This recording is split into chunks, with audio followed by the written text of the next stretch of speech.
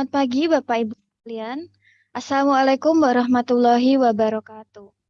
Kembali lagi dengan saya Regita Sekar Arum dan rekan saya Lailatul Faikiah yang akan menjadi pembawa acara pada hari ini. Sebelumnya perkenankan saya ucapkan selamat datang kepada pembicara kita hari ini. Yang pertama ada Profesor Juliane dari Hamburg University, Germany. Kemudian selamat datang pula kepada Dr. Sugeng Hariyanto, S.Pd, M.Pd dari Politeknik Negeri Malang. Selamat datang pula kepada Dr. Sharifah Fazliyaton Shaik Ismail dari Universitas Utara Malaysia. Juga kepada Dr. Diah Ayunila Krishna, M.Hum dari Universitas Sebelas Maret. Selamat datang kembali di Seminar Internasional Penerjemahan dan Linguistics SEMIOTICS 2021 dengan tema Language and Translation in the Digital Era. What is the future? Untuk mempersingkat waktu, perkenankan saya membacakan susunan acara pada seminar hari ini. Jadi pada seminar hari ini terdapat 4 sesi. Yang pertama yaitu ada sesi plenari yang akan diisi oleh Dr. Sugeng, Dr. Sharifah, dan juga Dr. Diah Ayu. Kemudian akan dilanjutkan dengan sesi selanjutnya yaitu sesi paralel di mana peserta akan diarahkan ke breakout room. Setelah sesi paralel selesai, peserta diharapkan untuk kembali ke main room untuk mengikuti sesi plenari yang kedua yang akan diikuti oleh pembicara kita, Profesor Juliane. Setelah itu kita memasuki sesi terakhir, yaitu sesi penutupan.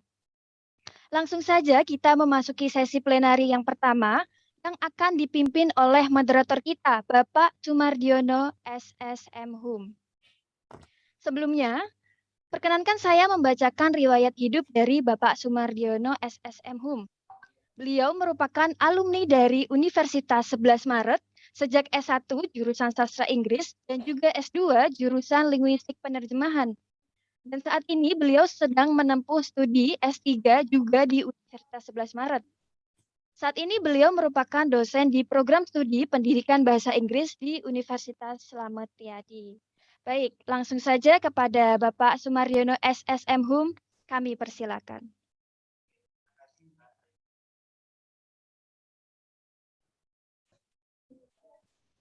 Selamat pagi dan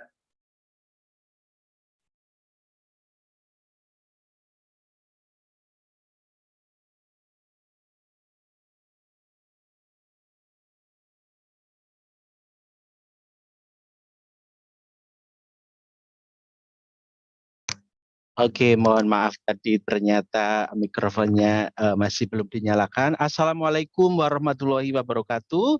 Selamat pagi, salam sejahtera untuk kita semuanya. Bapak Ibu yang saya hormati, selamat datang kembali di hari kedua SEMIOTICS 2021 dengan tema Language and Translation in the Digital Era. What is the future? Dan kali ini akan ada 3 pembicara yang akan memberikan materinya yang nanti akan sangat menginspirasi. Bapak Dr. Sugeng Hariyanto, Ibu Dr. Sharifah, dan yang ketiga Ibu Dr. Diah Ayunila Krishna. Tapi sebelum acara ini dimulai, saya akan menyapa beberapa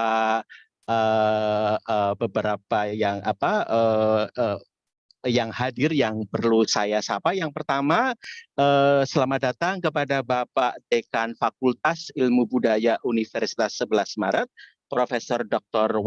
Warto M.Hum, beserta jajarannya. Berikutnya yang saya hormati, Kaprodi S2 Linguistik dan selaku juga dalam kesempatan kali ini sebagai Ketua Panitia, Bapak Dr. FX Sawardi SSM.Hum.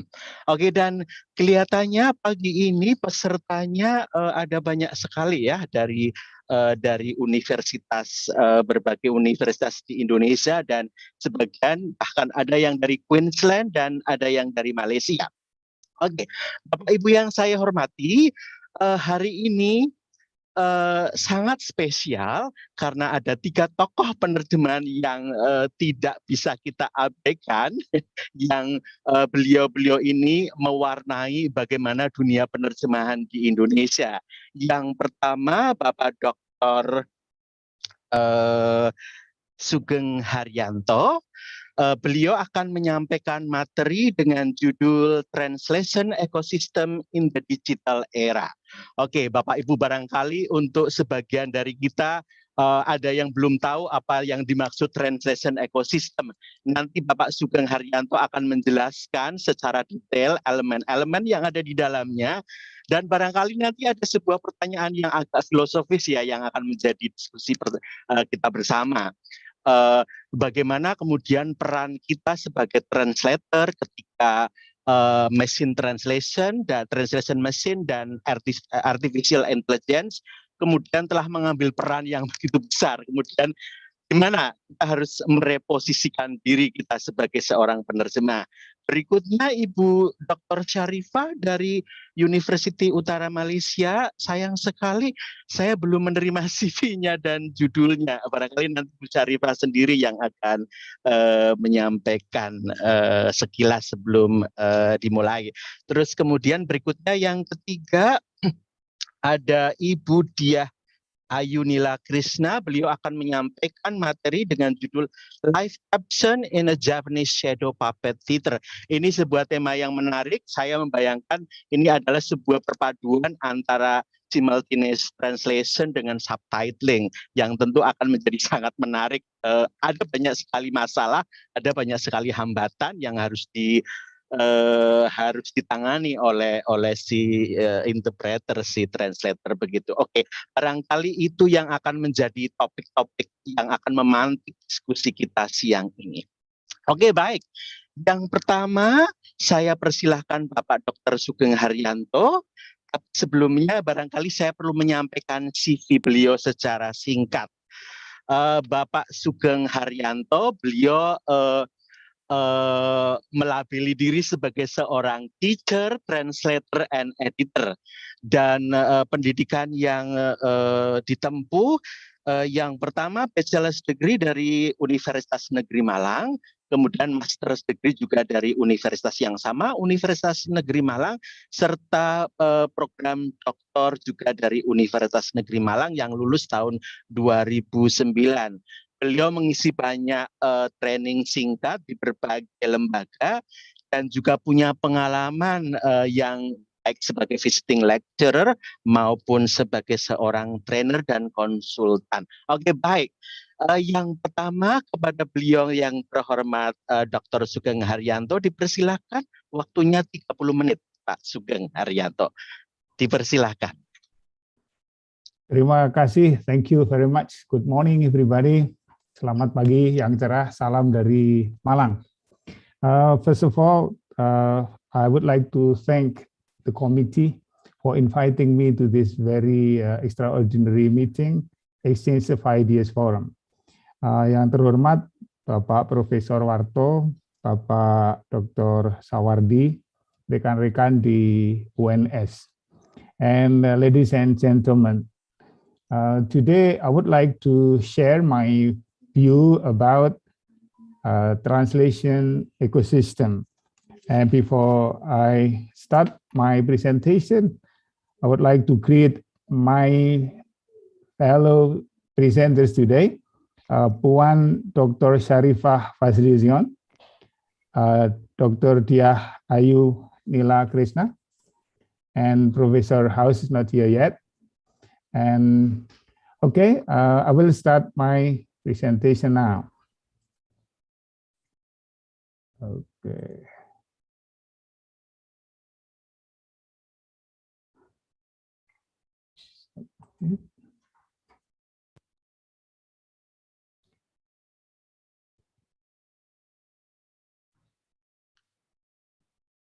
Do you see now my screen, please? Yes, okay, thank you. Translation ecosystem in the digital era. I'm from Politeknik Negeri Malang. It's not Universitas Negeri Malang. Many people confuse me whether I'm a teacher of Universitas Negeri Malang or Politeknik Negeri Malang. Okay, the outline of my talk today is what is translation. This is something that reminds us there are many definitions of translation. Second is what is translation ecosystem and the elements and we'll see what is the ecosystem like nowadays. And next is the challenges and the prospect the translators and also translator trainers are facing in this digital era. We know that basically translation is the transfer of meaning, message, intent from one language to another language. But people do translation sometimes for the exercise of our linguistic expertise. But here, especially this morning, I'll see translation as a utility. What is utility? If we see the picture here on the left side, this is a tap, water tap, and we channel water through the water tap, and then we have the water in the glass. Water tap is an example of water utility power. So utility is a tool that is used to channel something. Translation in language industry is a utility to channel many things. The translation industry is driven, or at least influenced by three main points here: economic trend, technology trend, and social trend. And it seems that technology trends also influence the other two trends. What is being channeled through translation? First, it can be science, can be product information, can be ideology. But when we are talking about translation industry now, what is being channeled is the information about the product, whatever the product is. Now, what is ecosystem? Ecosystem is a system that exists in a certain geographical area. And this geographical area has many components. Two main components is living beings and non-living parts, non-living components. If you can see in the picture, for example, this is not translation ecosystem. I'm talking about ecosystem. The persons here is the living thing, living beings. This is the human being, and we see here also the men's working. They are all living, and we have many other non-living things like sun, clouds, and so on. People is doing something here, for example, doing the lawn, and here is fishing, and this one, the activity, the process, the result is influenced by all other elements in the ecosystem. Now, some people say, Professor Hu especially, states that translation can be seen as an ecosystem because translation happens in a specific area. I mean, we can identify the area in a specific times and involving two main components, that is living beings and non-living elements of the ecosystem. Now, translation ecological environment is the long name, so we make it short, ecosystem. Translation ecological environment system, so translation ecosystem. If you see the green picture here, is the geographical area, the space, the time.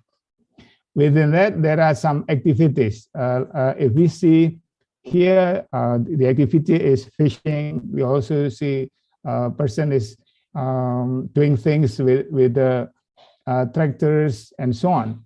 And now in translation ecosystem, we have groups of activities.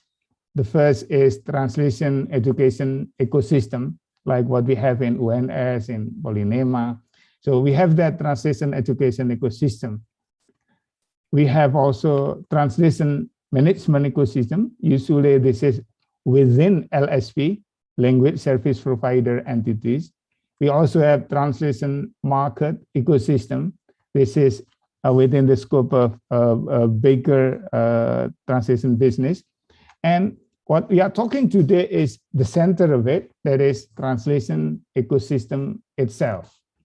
Translation ecosystem itself, or we can say translation activity ecosystem, which consists of two main points. That is translation activity, and second is translation research. Now, what is the setting of our ecosystem now? Geographically, now the setting is not Malang, not Indonesia, but the setting is around the globe. And the time setting is digital age, digital era, which has become part of the theme for today's semiotic. What is digital age actually? This is based on Kemendikbud 2018. Digital is an era when information can be obtained and shared easily and quickly using digital technology. So what is digital technology? This is the one that is using computer and then connected through the internet. This digital era with the digital technology has profound effect on every aspect of human life. The development itself started from personal computer development, 1980s, and then we have internet, and then we have cell phone, and now social media. This is in general, we can see the transition from conventional technology to digital technology, from book into e-book, letter into email, typewriter with processor, phone, and cell phone. What about the transition in translation industry? Of course, we still remember 1980, 1990, the beginning. We type our translation result through with a typewriter. When we got it wrong, then we have to put typex on there. Okay. Now, according to Fundamental 2021, this is the renewed forecast overview from TAUS. TAUS is an organization of language data, working on language data. This is the picture of business and technological environment affecting translation sector. So the general view of what is going on in translation industry is summarized here. If we see here, translation industry focus in 2080, here we have the picture of books. So the industry focus is merely translating document. 1990, the focus is localizing software. 20,000, this is SIMShip. SIMShip means simultaneous shipping. So we ship the product at the same time we ship the guides, the user interface in several languages. And 2010, integration. So we integrate things. 2020, what we are now is in, we have the focus of our work is on embedded in every application on every screen. So we always have multi-languages in every application, every screen, in our gadgets, in our websites, and so on. But see, later, 2030, what we face is what we have is something what we call singularity, ubiquitous. So what we translate, what we are dealing with in this industry can be found everywhere you turn your head, everywhere you cast your gaze. So computer, cars, whatever. Okay. If you see what is the type of content here, paper, blah, blah, blah, blah, you can see it very quickly, unlimited. Now see technology now, technology now, technology. You see in technology, 80 NaN, 90 TMN terminology software, globalization, workflow. Okay, we are working together with the end client. Here we have starting 2010, we have already machine translation and advanced leveraging. It means that we have machine translation and we combine with CAD tools, so to get highest leverage benefits. And 2020, real-time customized MT. That's what we have now with NMT. And later, 2030, FAUT, functionally automatic useful translation. So, for example, you want to buy something, you just touch some part of the thing and it says, my name is Sugeng Hariyanto, you can use me for what and what. So that's through machine translation. Data, blah, blah, communication, and that's the important thing about the technology. This is what I think about the translation activity ecosystem. So in the middle, we have translation ecosystem itself, and there is translation activity ecosystem, and this is what I have in my mind. At the center, here we have the living things, the living beings of the ecosystem. We have the customers, we have agency, we have translator and editors. So they communicate to each other using and affected by the technology. They are working affected by the technology, and they are driven by economy and business, and they are regulated by politics, and they have to consider the culture if they want to talk about something as to people from different culture and many other things. Okay, and what is the economy now? Yes, we have pandemic now. This is according to data 2020. See, US is still the highest country with the highest nominal GDP, and then China. Maybe after 2021, China, I don't know. But in terms of GDP, US is still the top of the list. What does it mean? It means that what happens in US will influence around the world. What happens in China will also affect what happens around the world. We know US is the center of multinational company and also the center of engineering breakthrough and so on. We need translation for this. This is the drive from economy and business. Ladies and gentlemen, go back to 2012. Michael Cronin has already written the book, Translation in Digital Age. So it starts, Cronin's things about it starting from 2012. And that time, he says, translation is living through a period of revolutionary upheaval. So this is not only upheaval, but revolutionary. But kita tidak merasa itu di Indonesia. Oh, everything is fine, baik-baik saja. Okay, and then second, the effect of digital technology and the internet on translation are continuous, widespread, and profound.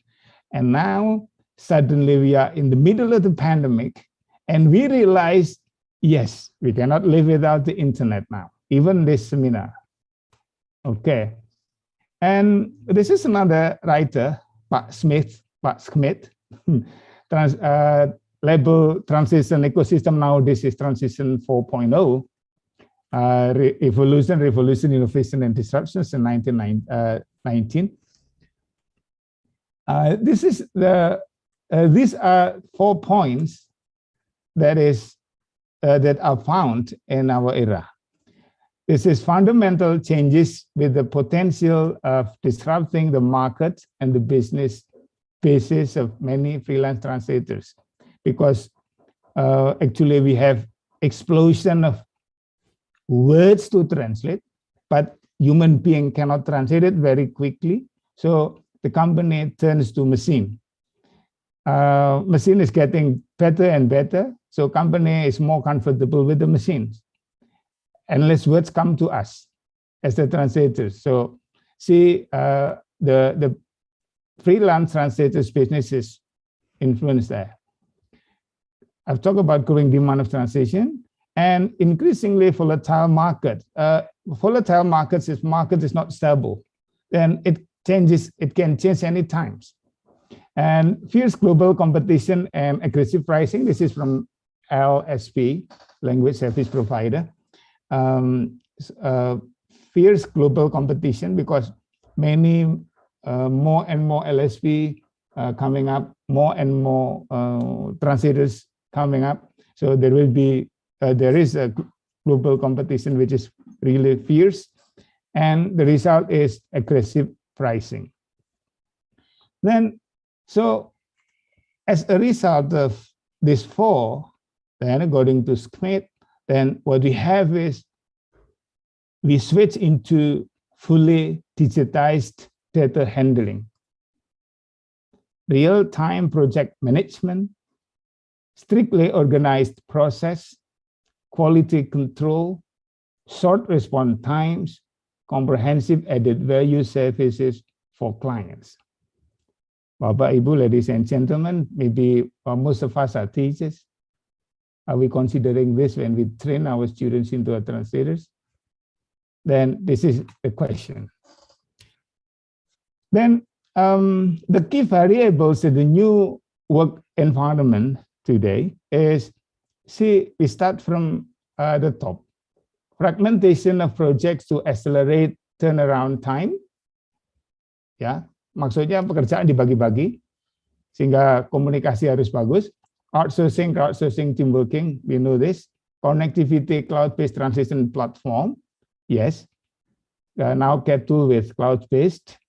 Then we integrate compulsory and optional translation tools. We use, there is a machine translation getting more and more, taking more and more portion in our industry, and post-editing of empty by human being. Now, what is translation technology landscape actually? This is from NIMSI. NIMSI is a new company working on language technology review, research, and so on.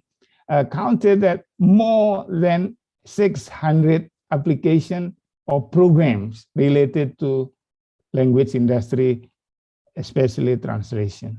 And NIMSI name it translation tools, which categorized into name it language technology tools, divided into translation tools, interpreting tools, marketplaces, and platform. And you see the picture you see are the brand image of respective owners.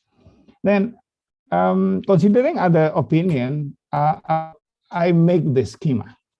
Language industry technology can be divided into three, a little bit different from NIMSI. First is translation tools, and then translation marketplace, translation platform. Because our discussion today is translation activity ecosystem, so I would go to this upper part. We have CAT-tools. CAT-tools divided into CAT-tools for translation and CAT-tools for interpreting. So you can see here, and everybody is familiar with this one, STL, Trados, MemoQ, and so on. We have dubbing tool, subtitling tools. Ida knows this very well. For example, subtitle editors. We have wearables, remote interpreting application, like our Zoom today can be turned into remote interpreting application. We have all the things. In machine translation, we have machine translation for written translation, machine translation system, and also for spoken language, machine interpreting system. If we basically we are talking about voice recognition and maybe text generation. If we combine voice recognition and text generation, So what we have is a combination between interpreting and translation instantly done by the machine. See this empty system, you know this, interpreting machine, this is the example. See,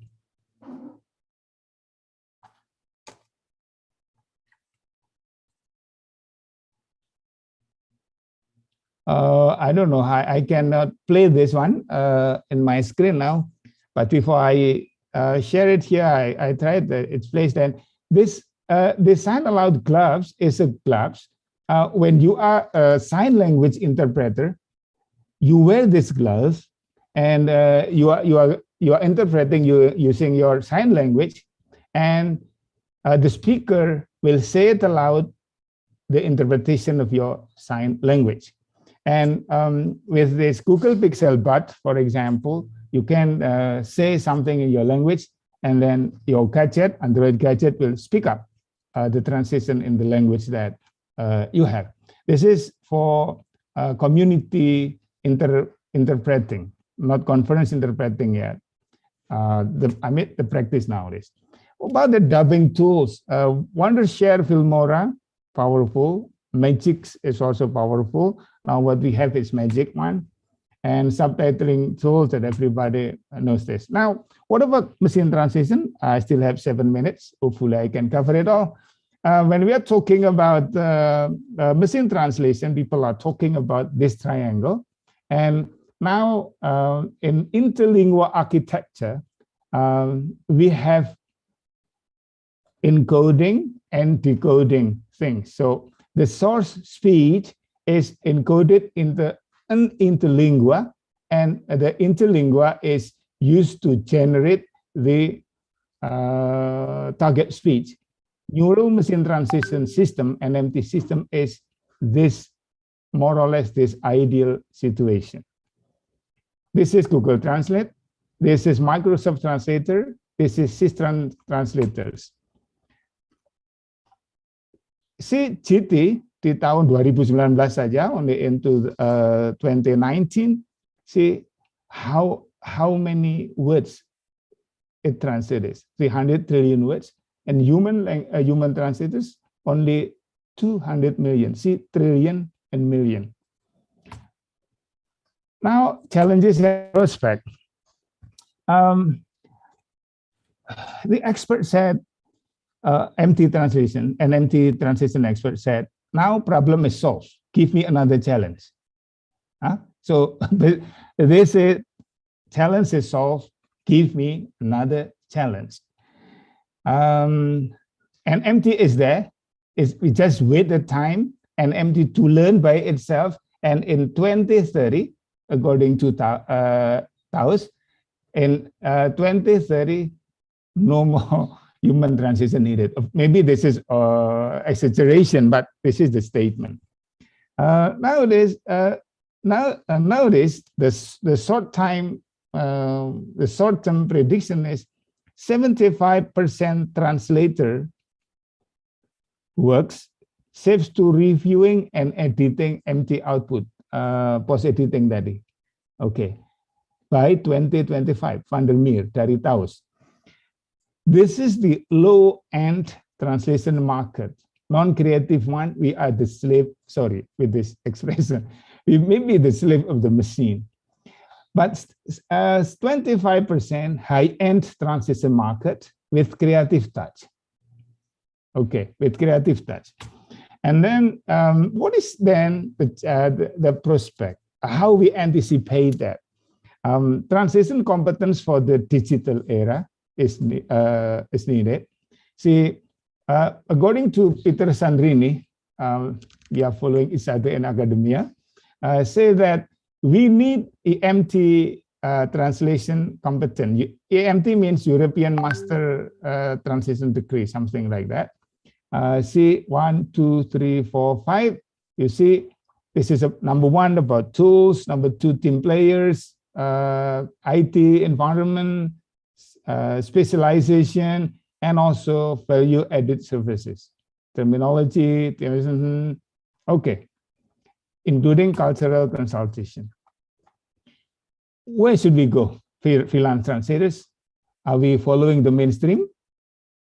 Do we need to exit the mainstream and stay in the cave, waiting for something magical, or negotiating the mainstream and play with price negotiation and so on? Fitz says that we have to have specialization, team-oriented approach, okay, professionalism. Then we need to save a bit about our role. Can be advisor, consultant, transinterpreter, transeditor, transjournalist, and so on. Okay, now what is the challenge for the institution? Then the challenge is very great. And I think we had to help students to internalize the roles in this current transition ecosystem. Otherwise, we are talking about subject, predicate, whatever, but do not know what we should do in real life. So we help them to be aware of the new transition ecosystem. And then equip the students with the relevant skills, as I said, and to also help them with the creative side, yang 25% tadi, for transcreation, localization, and so on. Upgrade our transition training curricula for future translators from the design and delivery. Transition ecosystem should be considered when we design our curriculum.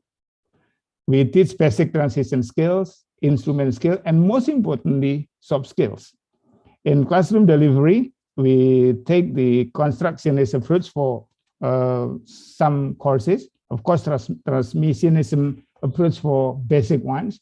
And this one, authentic project-based learning, is very important. This is what we were talking about, Bu Ida, Bu Ayu, and also Prof. Amin yesterday, and we are talking about project for our students.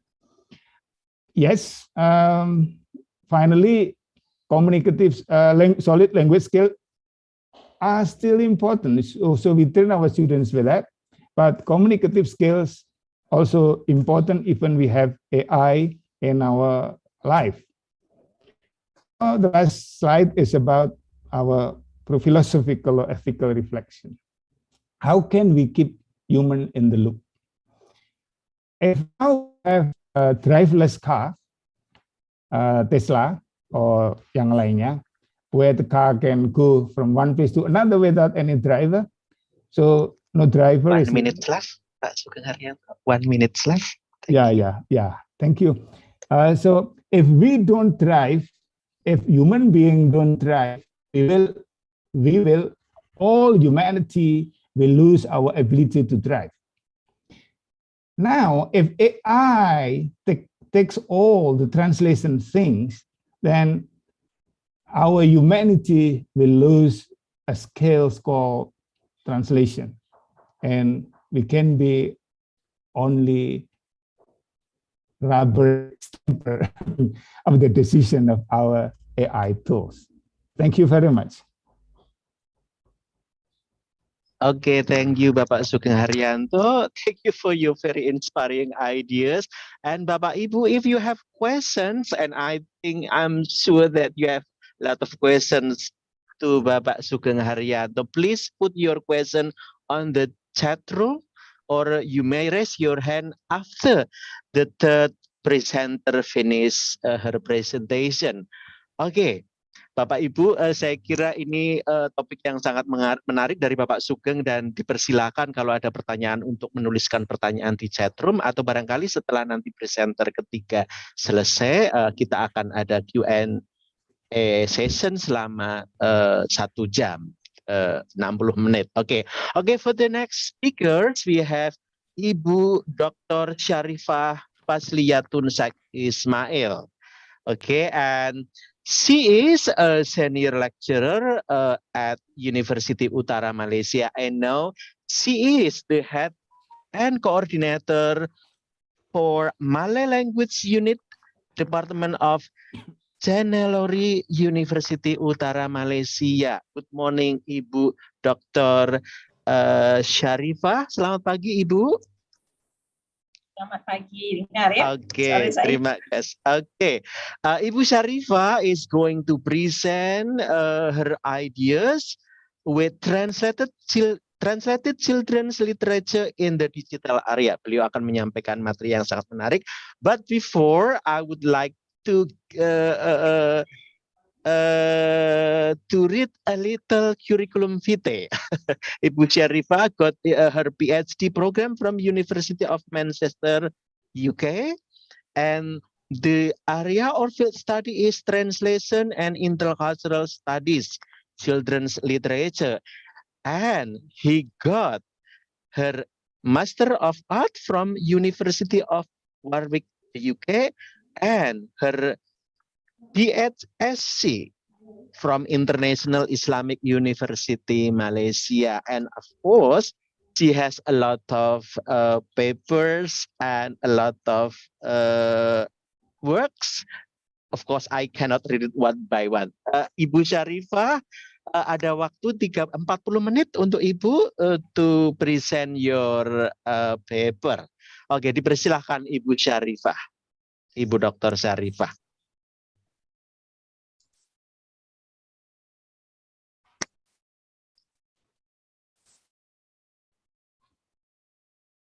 Ya, sudah kelihatan sangat jelas, Ibu. Oke, alhamdulillah. Terima kasih ya. Assalamualaikum warahmatullahi wabarakatuh. Waalaikumsalam warahmatullahi wabarakatuh. Selamat sejahtera. Thank you ya, Bapak Moderator, most respected pimpinan fakultas di UNS, my fellow presenters, and of course guests, saudara-saudari ya, ladies and gentlemen. Alhamdulillah, it is an honor for me to be here this morning to be part of the seminar on translation and linguistics 2021. I would like to convey my utmost gratitude and appreciation to the organizer of this seminar, postgraduate program of linguistics, faculty of cultural sciences, Universitas Sebelas Maret, betul ya. This morning, I'll be talking about translated children's literature in the digital era.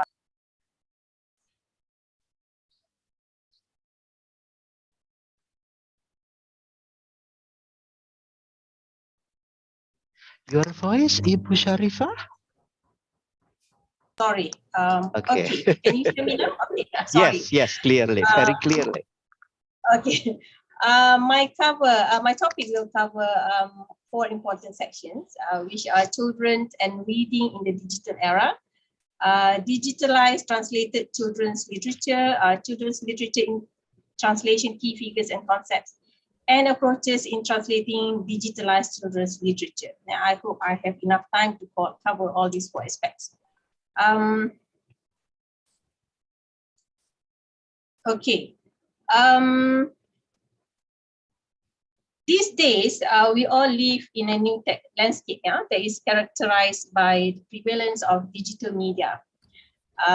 As the number of computer screens and tablets in school and home grows, we notice that children's literary experiences also become increasingly digital.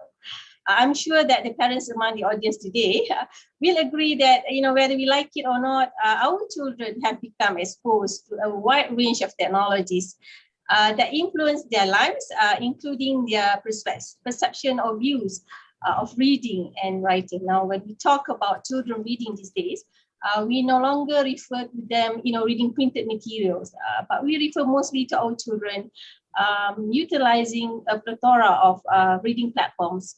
Our children read smartphones, tablets, digital gadgets, and even readers. Yeah? These are some of the platforms that actually offer a variety of ways that allow our children to interact with both the text and narratives. Now, these innovative reading devices present the young readers with new gateways into stories, fictional worlds, and characters. Okay.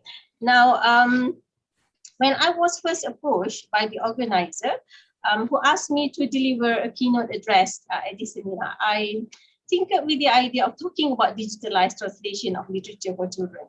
And I was looking for material, on this topic. I actually came across scores of debates on the merit or perks of digitalized children's literature itself. Primary concern among these debates are concerns that are expressed by scholars, by librarians, child specialists, and parents in particular, okay? With the idea of young children using interactive e-books or reading digitalized books.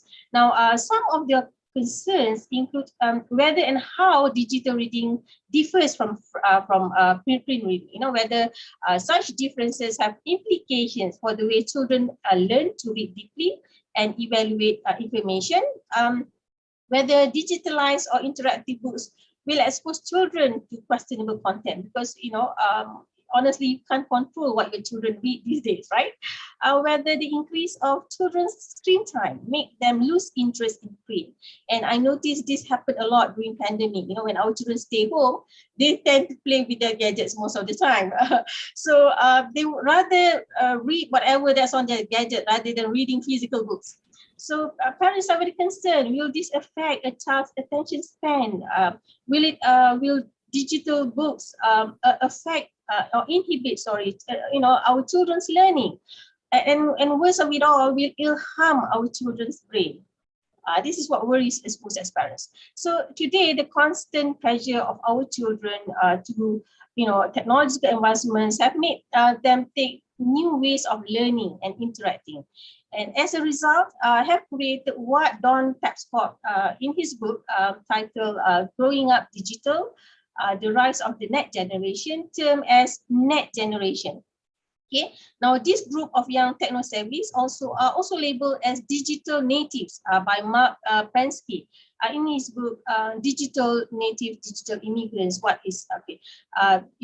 Afterwards, I'm going to show you the definition of Prensky. Now, what is net generation?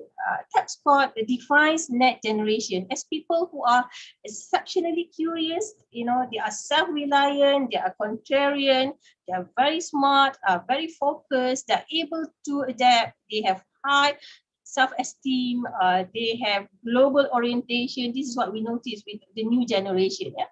And in terms of children, we realize that, digital world has been a change in the way children gather, accept, and retain information. They're so different from us in the past, of course. Now, Prensky, on the other hand, regards digital natives as those who are used to receive information really fast. I think you would agree, right? Children, if they want information, they want it now, not tomorrow or afterwards. They want it now. They like to process and multitask. They're able to do that. They prefer their graphics before their text. And that is why when we read messages from youngsters, on our WhatsApp, WA, we will see that they prefer to use short forms because they like that rather than lengthy proper words. And they also prefer random access like hypertext. They love hypertext, and they function best when networked. These two, the youngsters also thrive on instant gratification and frequent rewards. So, and of course, they prefer games to serious work.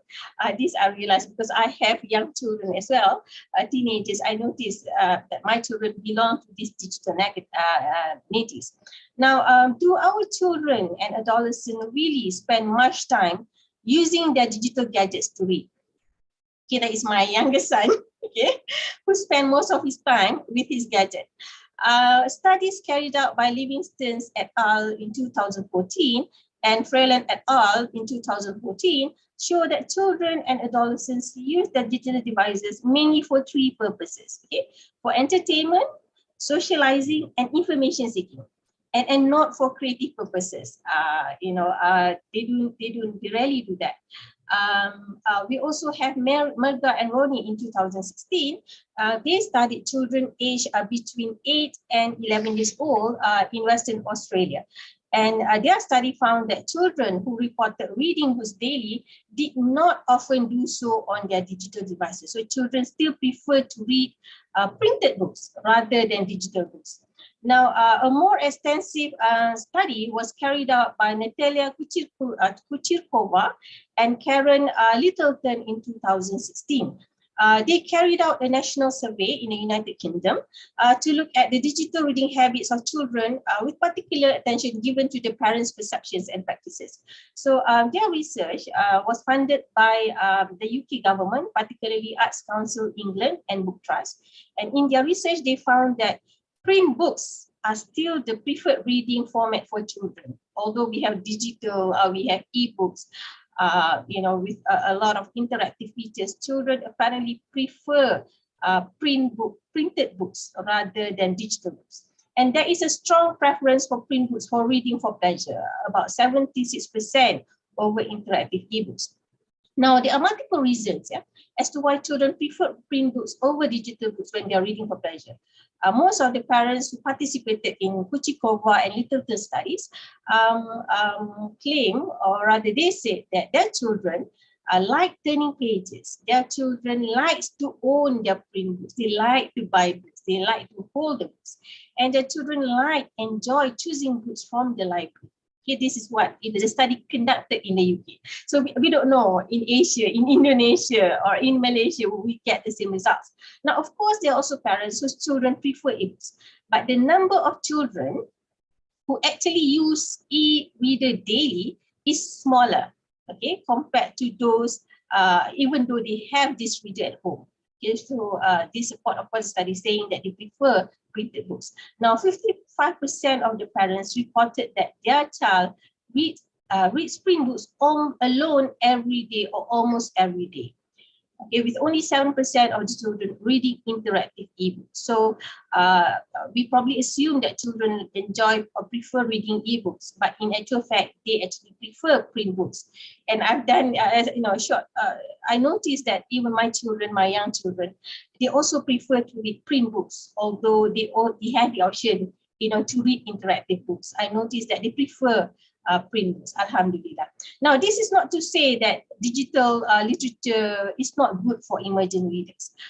We have Strauss, who conducted studies in Canada, who found that toddlers in Canada, about 7 to 26 months old, displayed they learn more new words, and they display more engaged and socially desirable behavior when reading digital books. Okay. Now on my screen, let me go back. Scholastic, this is a book publisher. They also conducted similar studies, and when they did this in 2016, they found that children who read ebook, the percentage of children who read ebook has increased across all ages, from 2 to 12 years old. So there are more children who begin to read ebook. And despite of this, their research also showed that the majority of the children who have read an ebook say that most of the books that they read are in print.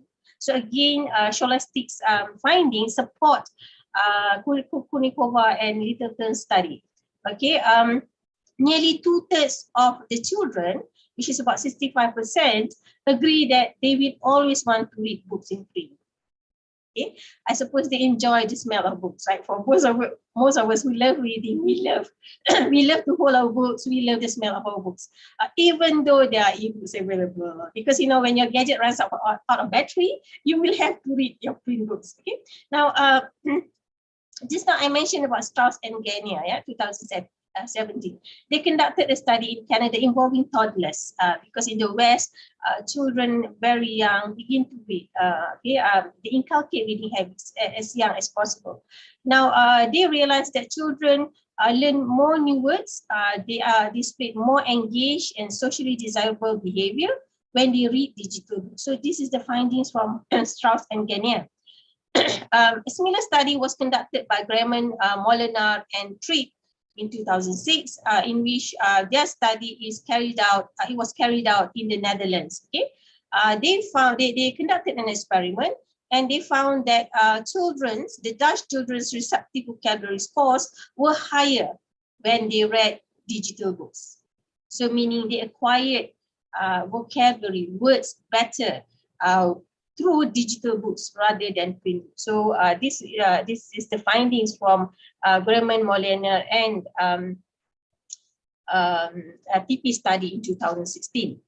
Now, so what these studies show that while print books are more preferred, okay, where reading, we can see that print books are more preferred where reading is concerned, particularly reading for pleasure. At the same time, digital books still have its own positive outcomes. Okay? Ladies and gentlemen, when we talk about digitalized children's book, we often refer to two forms of digital books. Okay? One, we refer to online children's literature, which refer to printed books that have been digitalized. They've been scanned and turned into digitals, or books that use the e-book format. So, you know, I think most of you are probably familiar with e-book format. And of course, you have to go online in order to access printed books that have been digitalized. Another form of digital literature refer to books that make use of multimedia and interactive features. So these are the two types of digital or digitalized children's books. We have, for instance, Natalia Kuchikova, when it comes to definition of digital books. Kuchikova defines digital books as e-books, story apps, picture book apps, and iBooks, which offer fictional narratives in text, illustrations, sounds, and interactive features, which are usually made available through using touch screen technologies. Okay? Unlike print books, e-books can be used independently by young children. What it means is that they don't need their parents to interfere or intervene. They can read on their own. Okay, most of the time, most of the e-books allow children. They are designed in such a way that children can simply click buttons, listen to the story, and even engage with activities by themselves. So this is what digital books or e-books allow our children to do. Now, interactive books also are viewed to be very helpful for children, a lot of children. For instance, they are found to be helpful for children at risk of learning disability, children who come from a low economic social background, socioeconomic backgrounds, children who have language impairment problems, or children who have poor letter knowledge. Okay, because we do have children with this kind of problem. Now, although interactive books, are beneficial for young readers, there are also some issues, because for some people, these types of books can also become problematic. Too much intrusion from the device. You hear the sound of the bells, the whistles, the dialogues. They can actually cause the book to become to cease being a book, and it becomes instead entertainment for the children. So children end up playing with the books rather than reading the books. And I found this particular citation from Donaldson, okay, Julia Donaldson, a very popular English author. Children love this book. Unlike other authors, Donaldson is against ebooks, okay, because for her, Donaldson feels that the ebooks meddle eating too much.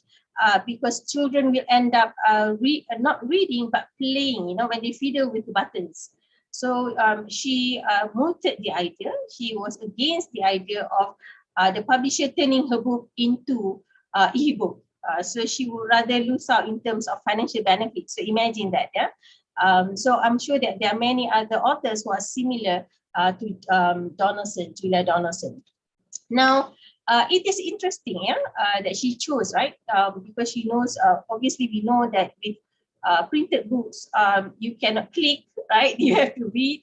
So you don't have that kind of distractions, unlike digital books. Now, thousands of children's books have been digitalized, or turned into digital text since the turn of the millennium. I carried out a simple survey because I wanted to find out how many books have been digitalized, how many translated children's books have been digitalized. So I carried out surveys. I looked at the internet to find out whether we have a lot or whether we have a minimal. Now, I found from my survey, I found that some individuals and institutions are very active. in promoting children's book, including translated children's book. So in my research, I came across three websites. So the first is Baldwin Library of Historical Children's Literature, which is hosted by University of Florida. Now, their collection has more than 100,000 volumes published in Great Britain and the United States as early as the 1700s. From when I went to this website and I began looking, I found that 166 titles were translations of children's books. Works by popular authors such as Jules Verne, we have Johann David, Christoph von Schmidt, we have the Dalzius brothers, we have the Grimm brothers, we have Hans Christian Andersen, who translated into English. So I'm sharing with you now one example from Baldwin collection. We have C. Collodi's book, The Adventures of Pinocchio, originally written in Italian, translated into English. So this website did not include the original text. So what we have is just the translation. So numerous translations are included, digitalized and included on this website. Okay. Next, we have another good website called Children's Book Online, the Rosetta Project. Now, this website is considered as the largest, having the largest collection, holding the largest collection of antique online illustrated books. So this website focuses on illustrated books. Okay, and of course, they also include translation of works for children. This website is a volunteer-driven project. It began in 1996, and it published new books and translations every week. So those of you who are interested to translate these books into Indonesian language, into Malaysia, Bahasa Melayu, can always contact the administrator, because the web admin, because they are looking for translators. Because at the moment, they have a limited number of languages. Yeah. What you can see on the screen is an example of how their website works. So when you click any title, you have the three different language options here for the book, Beauty and the Beast. You have Italiano, Chinese, and you have Romana. So if you were to choose click Chinese, you will be able to access the Chinese translation. If you click Italian language, you will be able to access the Italian version, and Romanian, you will be able to access the Romanian. So this is what they did, the Rosetta project. And the third one, which I find very interesting, is their website called International Children's Digital Library.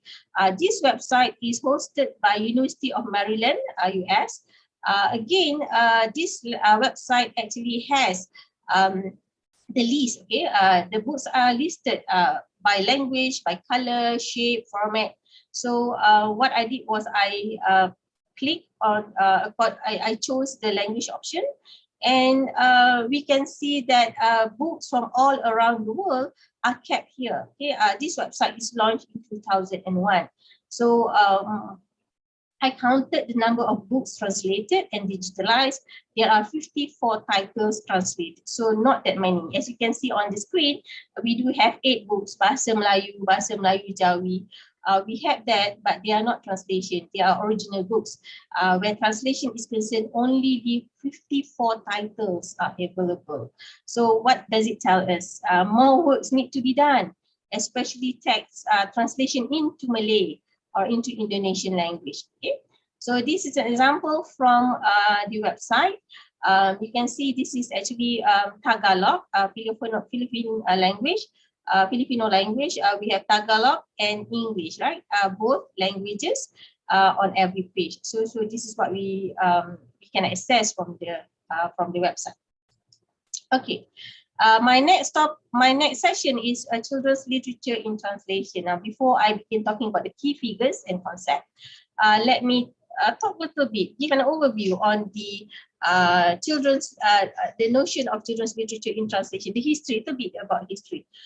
Interest in the critical study of children's literature in translation only really started in 1970s, okay, mainly through They organized the third symposium of the International Research Society for Children, IRSCL, in 1976.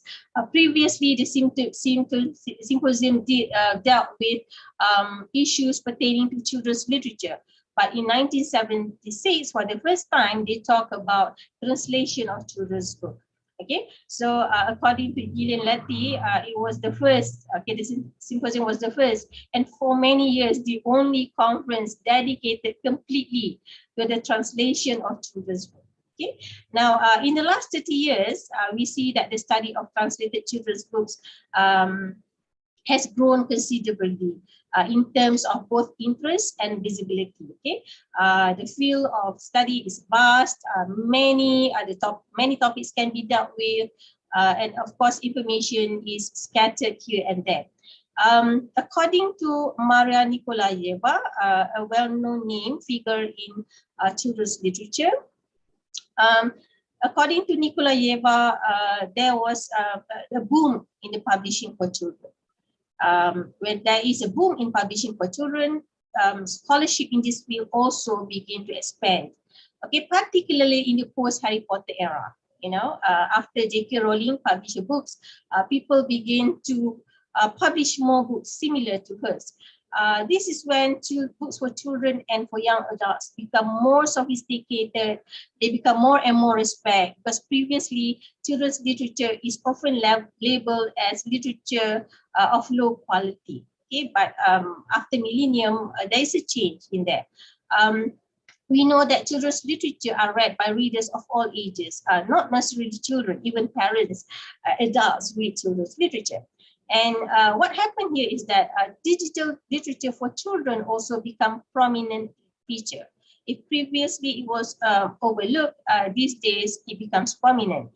In this landscape, translation plays a pivotal role. Okay? As children's literature become more transnational, with popular books published almost instantaneously, we know that the moment a book comes out and becomes popular, probably in 2 to 3 weeks later, we're going to find the translation. So this is a common practice these days. Now, over the last few decades, there has been a surge in translated children's books, and we can see a remarkable increase in the quality of this translation. This is what Jean Van Coyle and Walter Verschuren said in 2006. Of course, this has inevitably attracted the attention of researchers. Scholars begin to work to do research in children's literature, translated children's literature.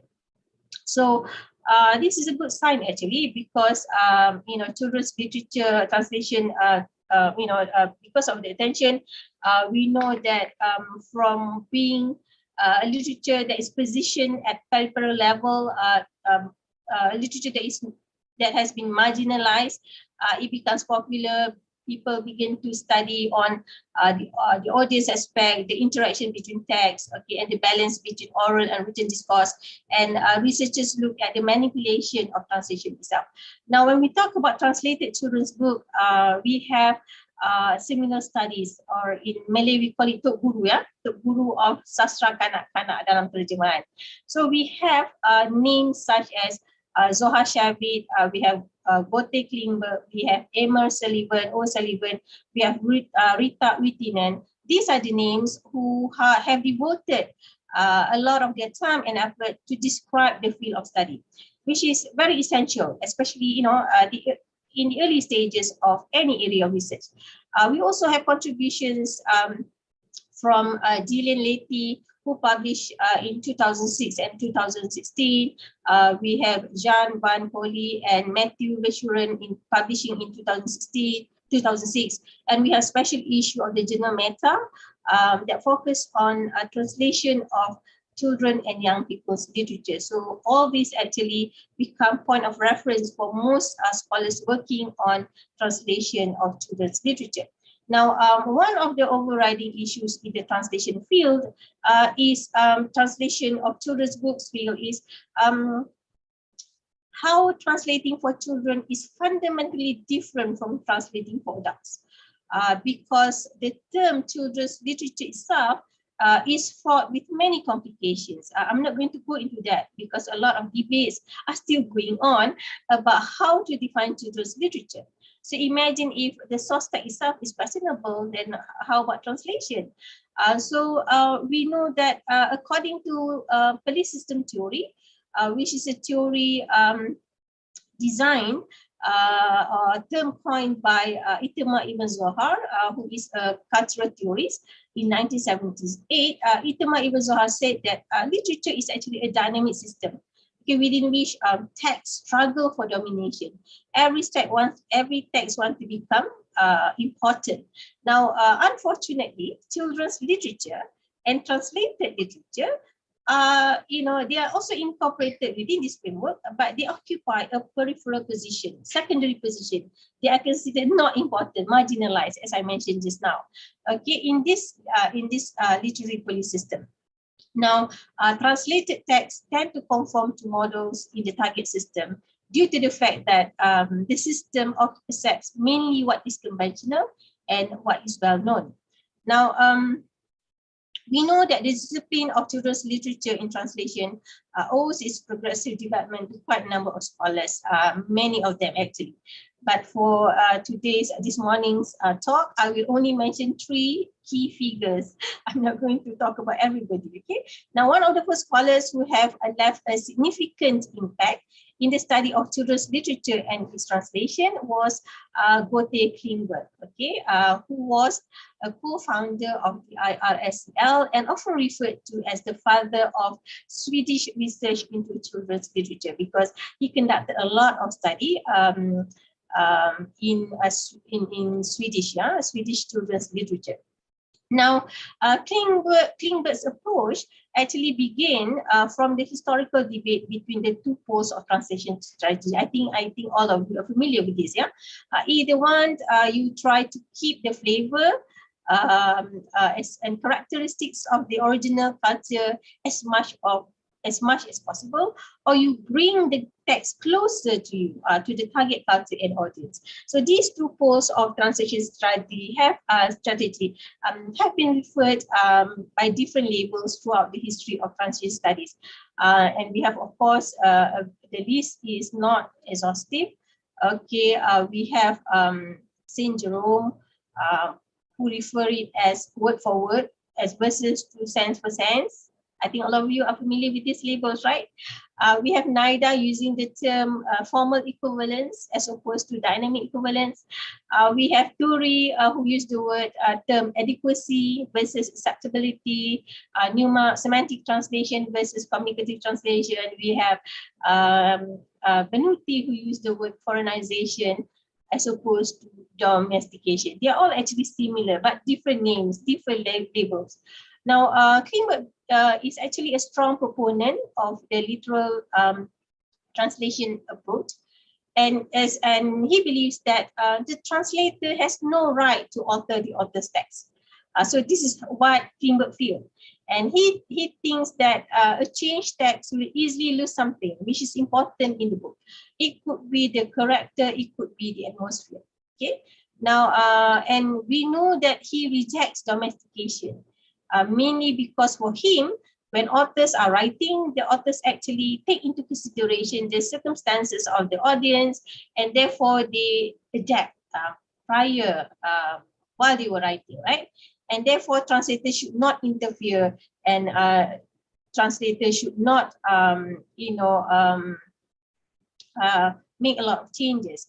Now, we know that Klingberg believes that the manipulation of cultural references is possible, can be done, but it is only necessary in order to facilitate children's understanding, okay, or to make the text more interesting. So you are only allowed to manipulate, to make changes, but you have to keep the manipulation to a minimum. So this is what Klingberg insists on. Now, another name which is very popular in the field of translation for children is Zohar Shavit. Okay. Now, Zohar Shavit draws her research, her theory mainly from Itamar Ibn Zohar's polysystem theory. Now, according to Shaik, since children's literature occupy a marginal place, a very peripheral position, she said that because of this, the translator of children's literature can permit herself or himself liberties in terms of changing the text. So translators are allowed to manipulate the source text. So this is what Zohar Shabit believed.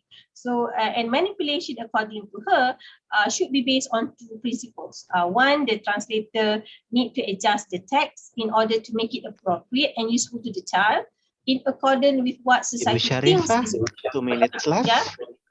2 minutes How many? left. 2 All minutes. right. They can adjust plot. They can adjust character and language. Yeah.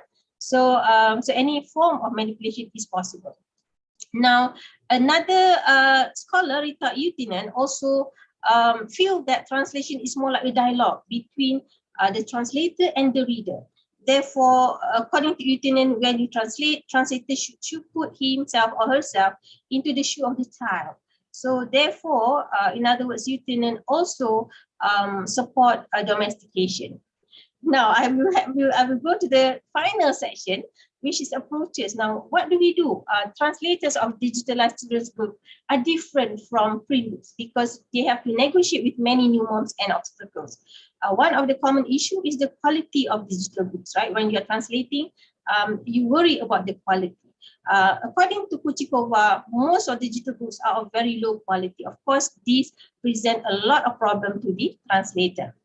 When we talk about quality, we talk about the book content, weight, brightness, opportunities to engage the senses, the presence or absence of augmented reality. In the past, translators only have to deal with whether to employ foreignization or domestication. But these days, with digital books, you not only have to translate the text and narratives, but you also need to take into consideration the multimedia, interactive features embedded in the books. You must ensure that your target readers share similar reading experience and they are able to engage with the target text, just like the source text. Okay, the translators not only have to be able to translate text and narrative, they must also be able to translate changes to plot, the spoken narration, text highlighting, moving characters, games embedded in the stories, sound effects, voice over, not just it, but many others. So you can see how daunting the task of digital books, translating digital books to the translators. Now, incongruence in the translation can affect the reader's text engagement. Okay, so as a conclusion, I can say that we have actually in Southeast Asia, more efforts need to be mobilized in order to produce more digital books, particularly in translation. And high quality translation of digital books for children is very important, particularly in helping children learn and enjoy reading. Now, a more nuanced understanding regarding the challenges faced by the digital translator is needed.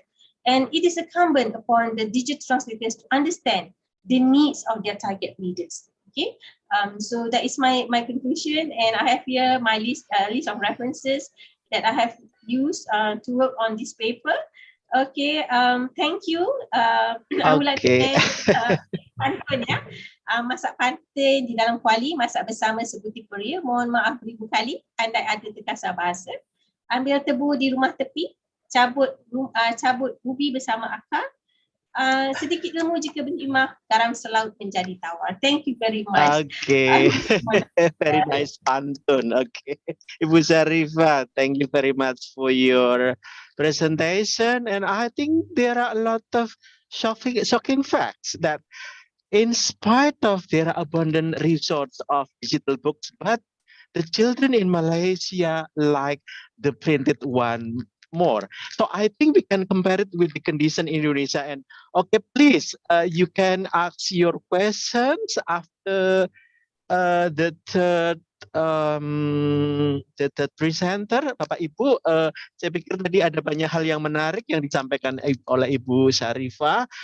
Dan kita bisa membandingkannya dengan kondisi di Indonesia. Saya pikir apakah di Indonesia keadaannya sama atau berbeda. Oke, baik. Silakan, you may put the questions in the chat room. atau mungkin barangkali setelah sesi setelah pembicara ketiga bisa langsung menyampaikan pertanyaannya. Oke, baik. Next, the last presenters is from Universitas 11 Maret Surakarta, Ibu Dr. Dia Ayunila Krishna S.M.Hum. Ibu Dia Ayu. Oke, ini yang ketiga, tapi tentu akan memberi akan memberi inspirasi yang banyak sekali karena topiknya sangat menarik. The topic is live caption in a Japanese shadow puppet theater. Okay, Ibu Ayu. But before I will read a little about her curriculum vitae. Ibu Dr. Dia Ayunila Krishna SSM.Hum is a lecturer at Fakultas Ilmu Budaya Universitas 11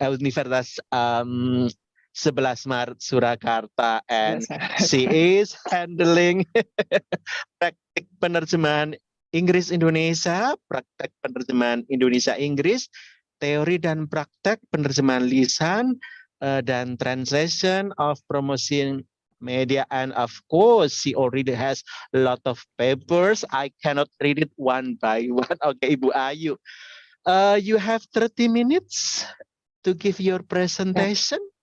Please, Ibu Ayu. Yep. Dipersilakan, Thank you, Ibu Ayu. Pak Sumardiono. All right, good morning. Thank you for having me in this webinar. On the same stage virtually with Prof. Juliane and then Pak Sugeng and Bu Sharifah. It's a great honor for me, and I'm grateful for this opportunity. They're fantastic translator experts, no doubt about it, yeah. And I see in here also Prof. Nababan. Good morning, Prof. Nababan. Thank you for being here. Mohon doa restunya. Okay, so tadi seperti sudah disampaikan moderator, I will share my PowerPoint in here. Okay, all right. Ya, sudahkah bisa dilihat? Very clearly, Bu Ayu. Sudah Thank terlihat you. sangat jelas. Okay, so this is slideshow. All right, so in this occasion, I will share about an activity and profession that have impressed me much. But this is not actually my personal experience, yeah, since I'm not a translator. So I will only discuss anything I discover as a result of this. It probably sounds oldish to you, yeah, but I believe you can learn many valuable things from this performance. As we all know that in this digital age, translation scholars and professionals must keep looking for new ways to survive. Tadi juga sudah disampaikan Pak Sugeng dengan sangat jelas, ya.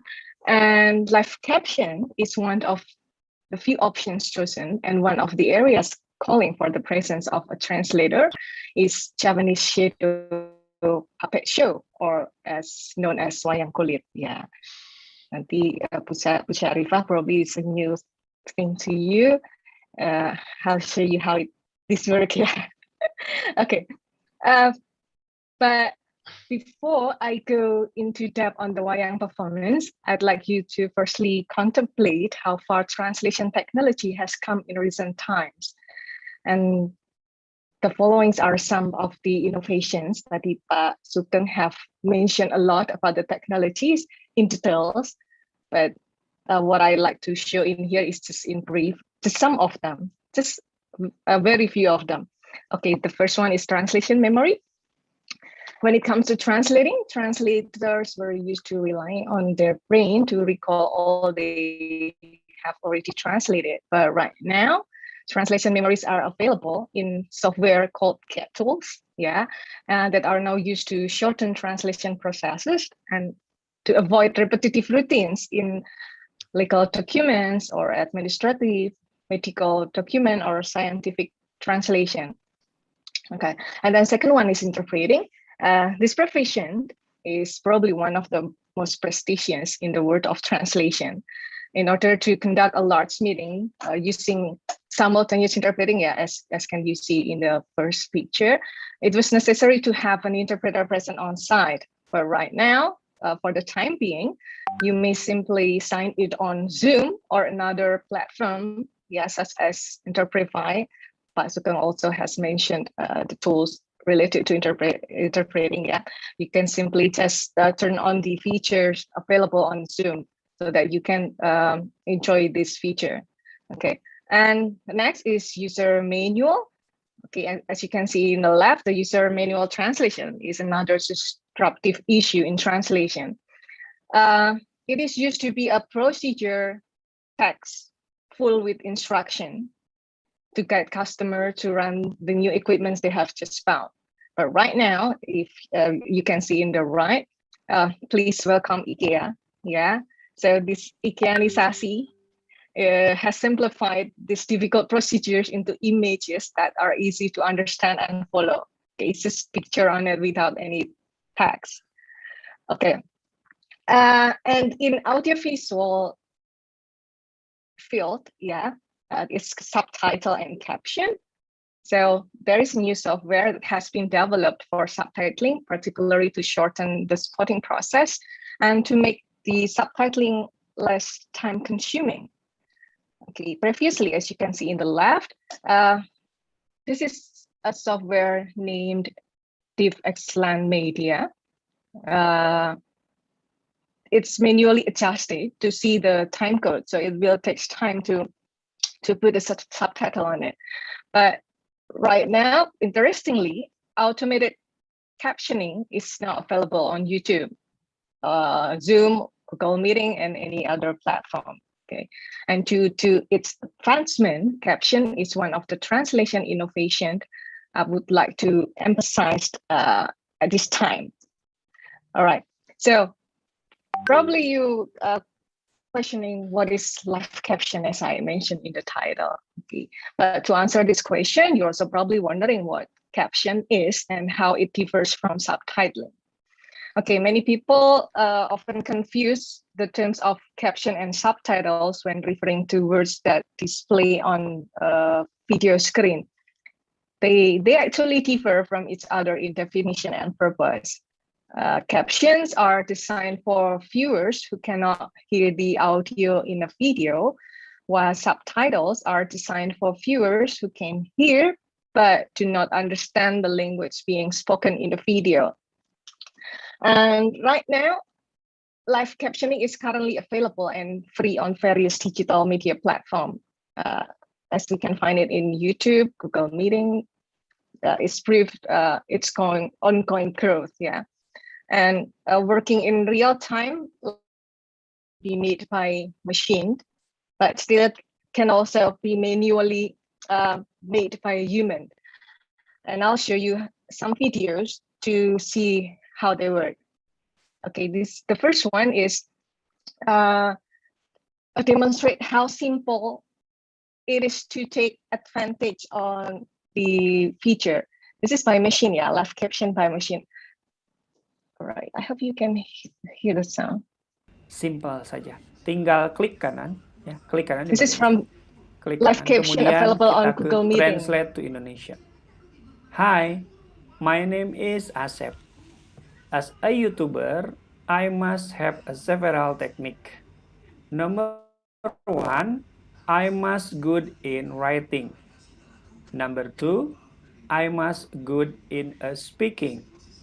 Number three, I must good in a design. Okay, this is how it works in Google Meeting. So just simply speaking something, and then the live caption will automatically translate it into the language we desire. Okay, and surprisingly, there is also a new features in PowerPoint, and I will also show you how this works. Okay, so I will say something, yeah, but it's not translating. It's not translation. It's a live caption. So live caption is useful for people who are deaf or hard of hearing, but it can also help anyone sitting in a silent library room or listening to something they simply cannot understand. Okay, they can hear my voice very well, and it is transmitted into text in this PowerPoint. All right, I will turn this off. Yeah. That's the example of live caption that is now available and can freely and easily to access, yeah, in many kind of platform.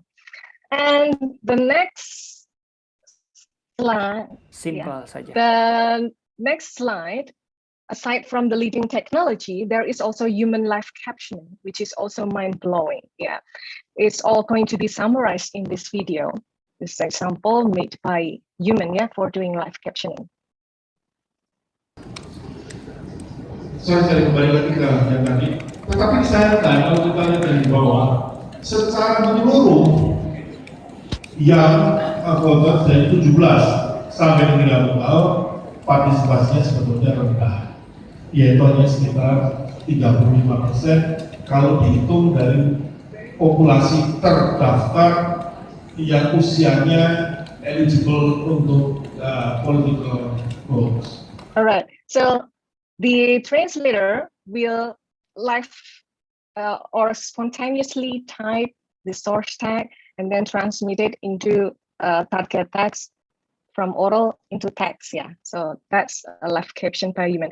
On this webinar, I was thrilled with his expertise, and he considers himself as a fast typist or a simultaneous typing interpreter when he is required to translate. So it's actually a hybrid of translation and simultaneous interpretation.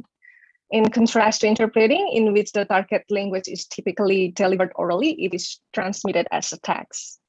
Okay, and this one is another example of live caption done by human. It's in a wayang performance. We will see another remarkable performance involving live captioning. Okay, mungkin contohnya pendek saja ya, enggak 5 jam sampai besok nanti. It's hari ini is 5 hours. Okay, just few example.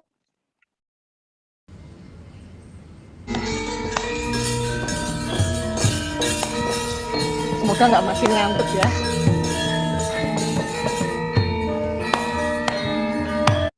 Gian menika kanugrahan rasengsem menika ulah katresnan Raden, kula drajate ngaceplek ingkang tumut ngraosaken legining kedung madu kamulyan Raden. Menengo singkirna sing adoh ucap sing kaya ngono. Alright, so the text is you are reading on the right screen. Yeah, it's the live caption made by the translator. It's live and simultaneously. So why I call this remarkable, yeah, because the name of such profession is not even mentioned in any translation of theory textbook. Live captioning is a relatively new profession in the field of translation that requires exceptional skills. And probably also wondering who is the person behind the scene. Okay. This is the remarkable translator. Her name is Dr. Kitsy Emerson. She's a professional and multi-talented translator. Yeah, she is a native-born American who has fallen head over heels in love with Japanese culture.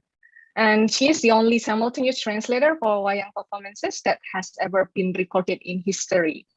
So she developed this in 2004 so that foreign audiences who do not speak Japanese might experience the beauty and complexity of this art form. Over the previous 16 years, she has translated wayang on more than 250 occasions. And we all would agree that this profession is extremely challenging. Why is challenging? Yeah, because as we know that wayang theater or wayang performance is a complex genre. It's an art form of immensely rich of symbolism and philosophical content. And no debate that it is extremely challenging to translate as it comprises acting, singing, music, drama, literature, symbolic arts that challenge the translator's proficiency to communicate the message in the target language. It also involves various languages, vernacular, old one, and Sanskrit Javanese. I am Javanese, but I can only speak the Ngoko one, yeah, for the vernacular one. Yeah. And also it is challenging because it demands fast typing. So the translator has to interpret and type at the same time. and it is also live and spontaneous. It is unlike subtitling and dubbing when there is a written script to translate, but it's not available for this process. Also, it is challenging because it takes a very long working hours. It takes 3 to 5 hours for a performance. And for this process, she is a single fighter, yeah, throughout the process. Normally for a simultaneous interpreting, usually they work in team and they will do the interpreting process for like 30 minutes to an hour in turn, yeah. But this is during the 3 to 5 hours. She do the performance herself, okay. And there is no proper equipment. So unlike in subtitling, unlike in interpreting, especially the simultaneous one, there is a soundproof booth, but there is no for this one. So noise distraction is unavoidable for this translation process. Okay, and this is how she works. And yang lesot di lantai seperti itu. So she is sitting on the floor or probably on chairs and in front of her laptop typing while interpreting for like hours, yeah. So it's very tiring, I believe. Okay. So from this performance, I will share the opportunities that we can learn from this performance. So I divided into 2 opportunities. The first one is the professional opportunities, and the second one is the research opportunities. As we are attending in the seminars, are mostly scholars, yeah, scholars who probably right now doing a research. Okay, so for professional opportunity, as you can see picture in the left, it depicts the testimony of foreign visitors who were happy and grateful for the opportunity to see Japanese wayang performance. Okay, I hope you can read this clearly. And given the fact that she is a foreigner, her dedication is undeniable, yeah, as until right now. This work has all been completely at her own expense, including hiring the technicians needed to live stream and project the translation. And as a result, being the next Kitsy Emerson, yeah, it's a great opportunity for anyone with the same level of enthusiasm and courage as she possessed. Moreover, it could be a media for us to preserve our cultural heritage. So as in November 7, 2003, UNESCO has designated wayang performance as a masterpiece of the oral and intangible heritage of humanity. So it will be a great chance for us to promote our culture internationally. Okay, so that's the professional opportunity. I cannot talk much on this, and I will move to the research opportunity. So we may be given the opportunity to conduct research on the translation of wayang performance. And here are few research opportunity for researcher or professional interested in Japanese shadow puppet theater. The first one, what we can do from this wayang performance is doing an investigation into readability. Because it is intended to be read, readability should be considered as a top priority. Unfortunately, there is no set of caption guidelines, yeah, especially for the live caption, like subtitling or dubbing, which makes this a difficult task.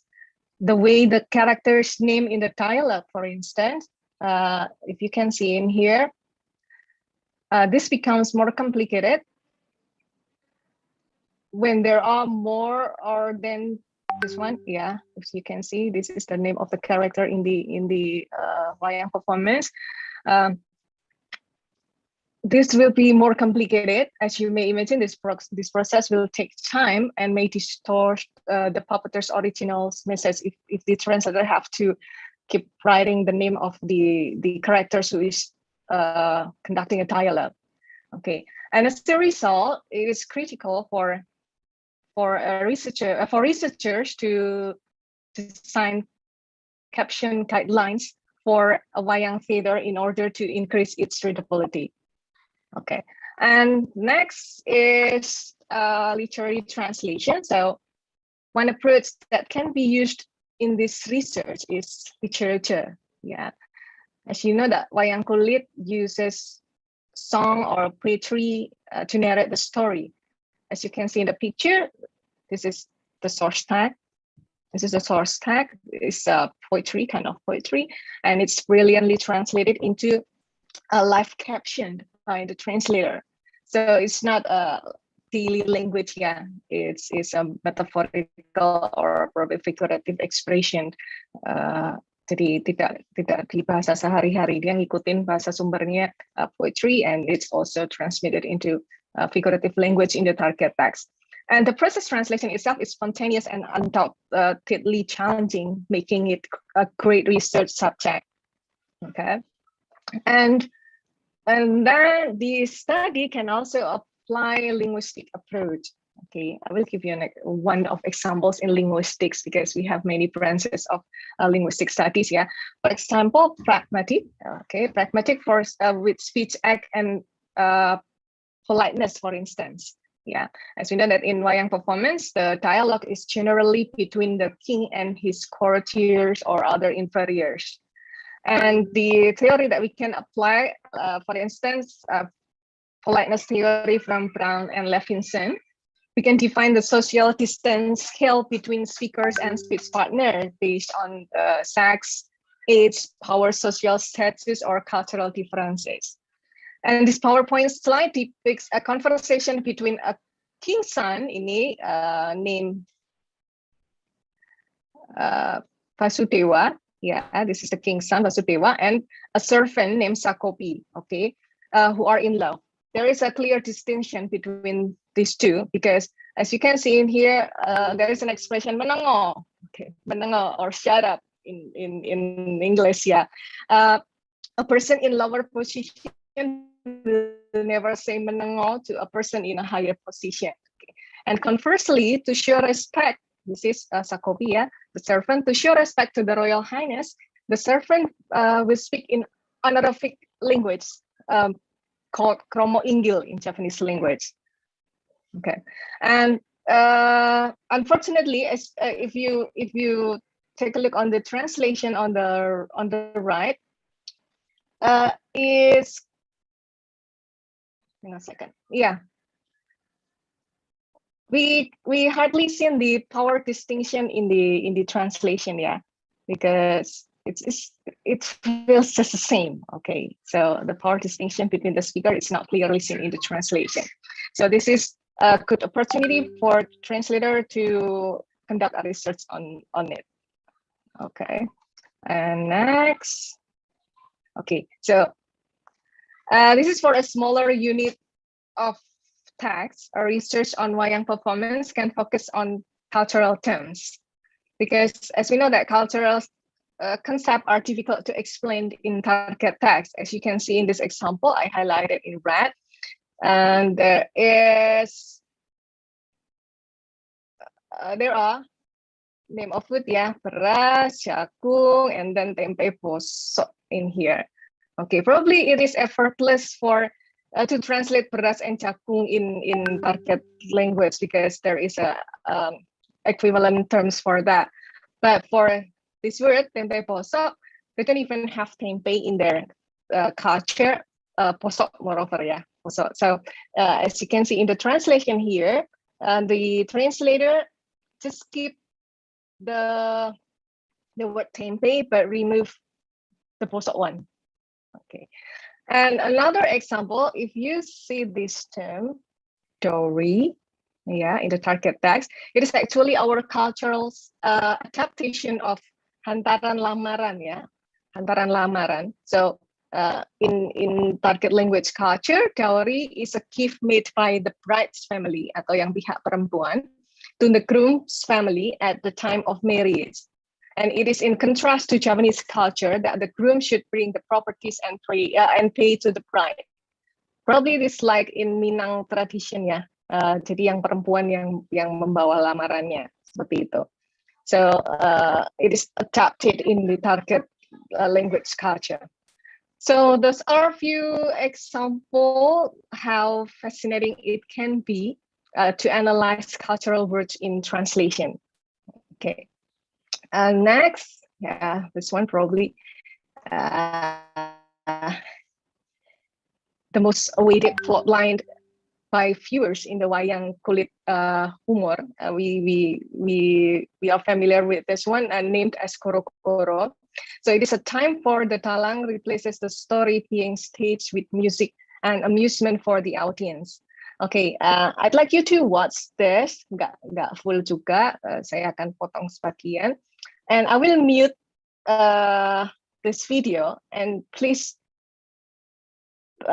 pay attention to the translation only, yeah. Pay attention to the translation only. So this will be a muted video, and please let me know in chat room probably whether you find it funny or not. Okay, I will start this from this minute. Okay, just pay attention to the translation. Top. Sik, dijupuk neh.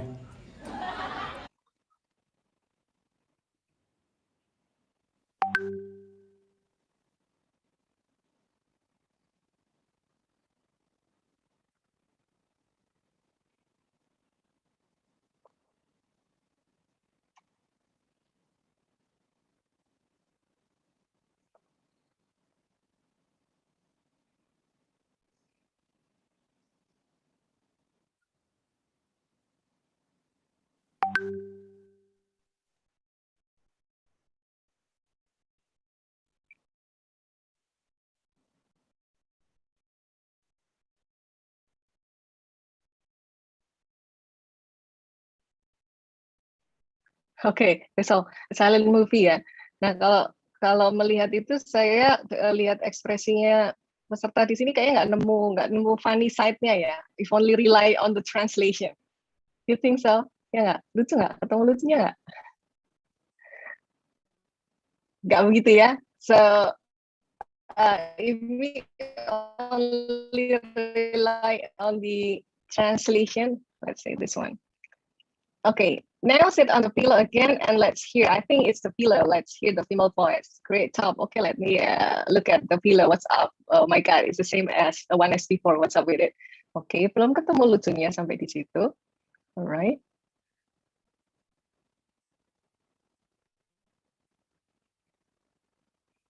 Okay, sekarang now try to compare this with the video with the sound ya, video with the sound. Kalau tetap nggak lucu juga ya berarti mungkin nanti setelah ini bisa dites, mungkin stresnya terlalu tinggi. Oke, alright.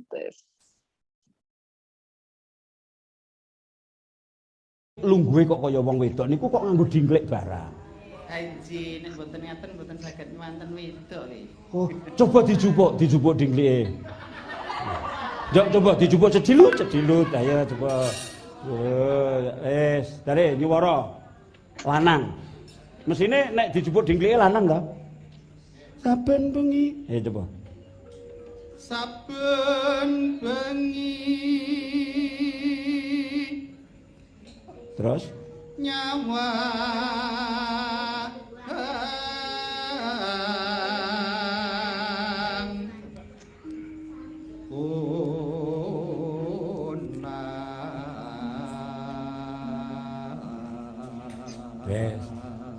dingle dithuk kene.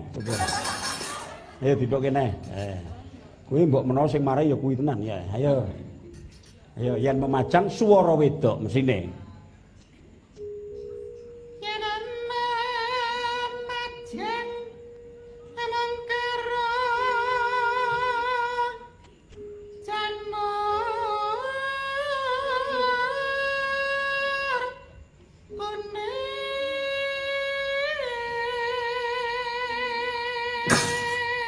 Top.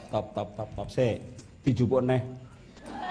Aku tak ndelok dingle, tak ndelok kaya apa. Ndelok kaya apa. Cari. Ya Allah. Sik iki apa ijin ndek mben kae apa udur aku ngono. Masyaallah. Taksih kok ya.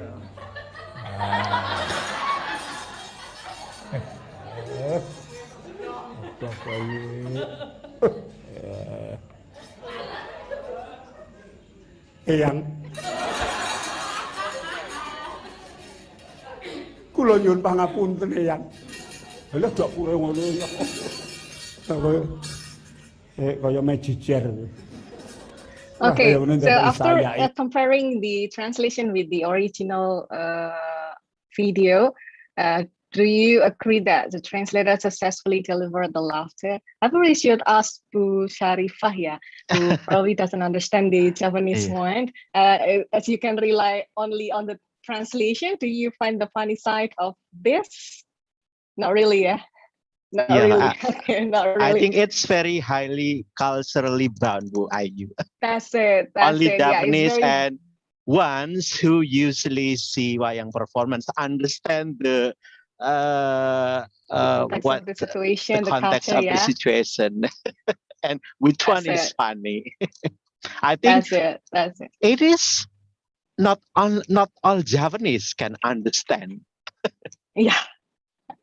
That's Even why Japanese, I asked not all Japanese understand about this. Understand that. The humor side of this, So that's why I asked, when you only relied on the translation, do you find or the equal funny side from this scene, gitu? And it is proven that the translation cannot be perfect. Translating humorous discourse requires additional effort. So it can be a valuable resource for researcher conducting an investigation on this. Okay. All right. This is Ibu Ayu, I think time is we are approaching to the end. Your time is up already. I'm moving to the conclusion. I'm moving to the conclusion. Okay, I actually have another example of research approach, but I will come to a conclusion right now. So there is a strong reason that perfection is hardly to achieve in wayang theater translation. So quoted from the translator itself, she said that this translation cannot be perfect given they are conducted in the moment, or in real time. Therefore, the translation doesn't sustain the language diversity of the source language, but merely renders the message. So it is as if the viewers or the listeners has a friend whispering into their ear on the wayang side, offering meaning, context, and probably insider tips for appreciating the show. So the communication, the message is the main priority. Okay, so from the very first slide of my presentation, it is clear that scholars working in the field of translation and linguistics have a great deal of room to grow in their research. In addition, there is a big chance for you to establish a set of guidelines for a live caption for wayang performance, as well as a technology, probably offering a technology for improving the quality of the translation. This is to relate with the digital era, ya. And terlepas dari semua itu, a big appreciation must be given to the translator for her competence in translating the performance. Because as a foreigner, this translation is nearly perfect. And to sum up, there is no better word, but fragile sticks up litigious. That's, I guess, the longest word to express how wonderful the work of the translator in this performance. Okay, that's all from me. Thank you very much. Terima kasih, matur nuwun. Okay, terima kasih Ibu Ayu. Sangat menarik. It is very interesting about live caption in wayang performance. I think because this is a very highly culturally born, I think there will be a lot of interesting things to have a research on this. Saya pikir ini sesuatu yang sangat menarik Ibu Ayu, karena saya pikir dalam wayang itu gaya komunikasinya saja berlapis-lapis ya, apalagi ada joke yang highly culturally bound, dan kemudian juga ada speed level dan sebagainya. Saya pikir ini akan menjadi diskusi yang menarik. Oke. And this is the time for the Q&A session. And for the first session, I would like to invite 3 questions from the audience.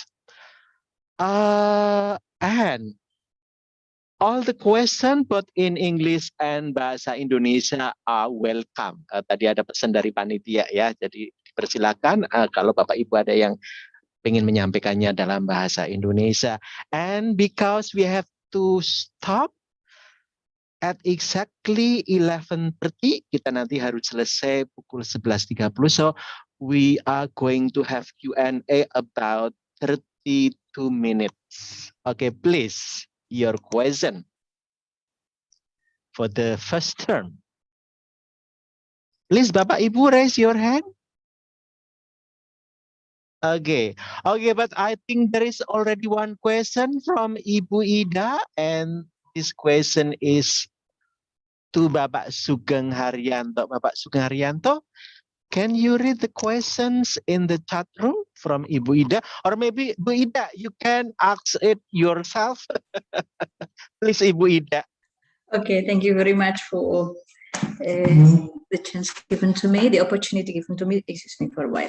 Okay, Pak Sugeng, as I have written there, I would like a suggestion for us who are not involved actively in translation practice, how to know the ecology of translation. And I do agree that as a teacher of all teachers of translation should know that, so that we do not bring something which is not actually needed in the field. Thank you.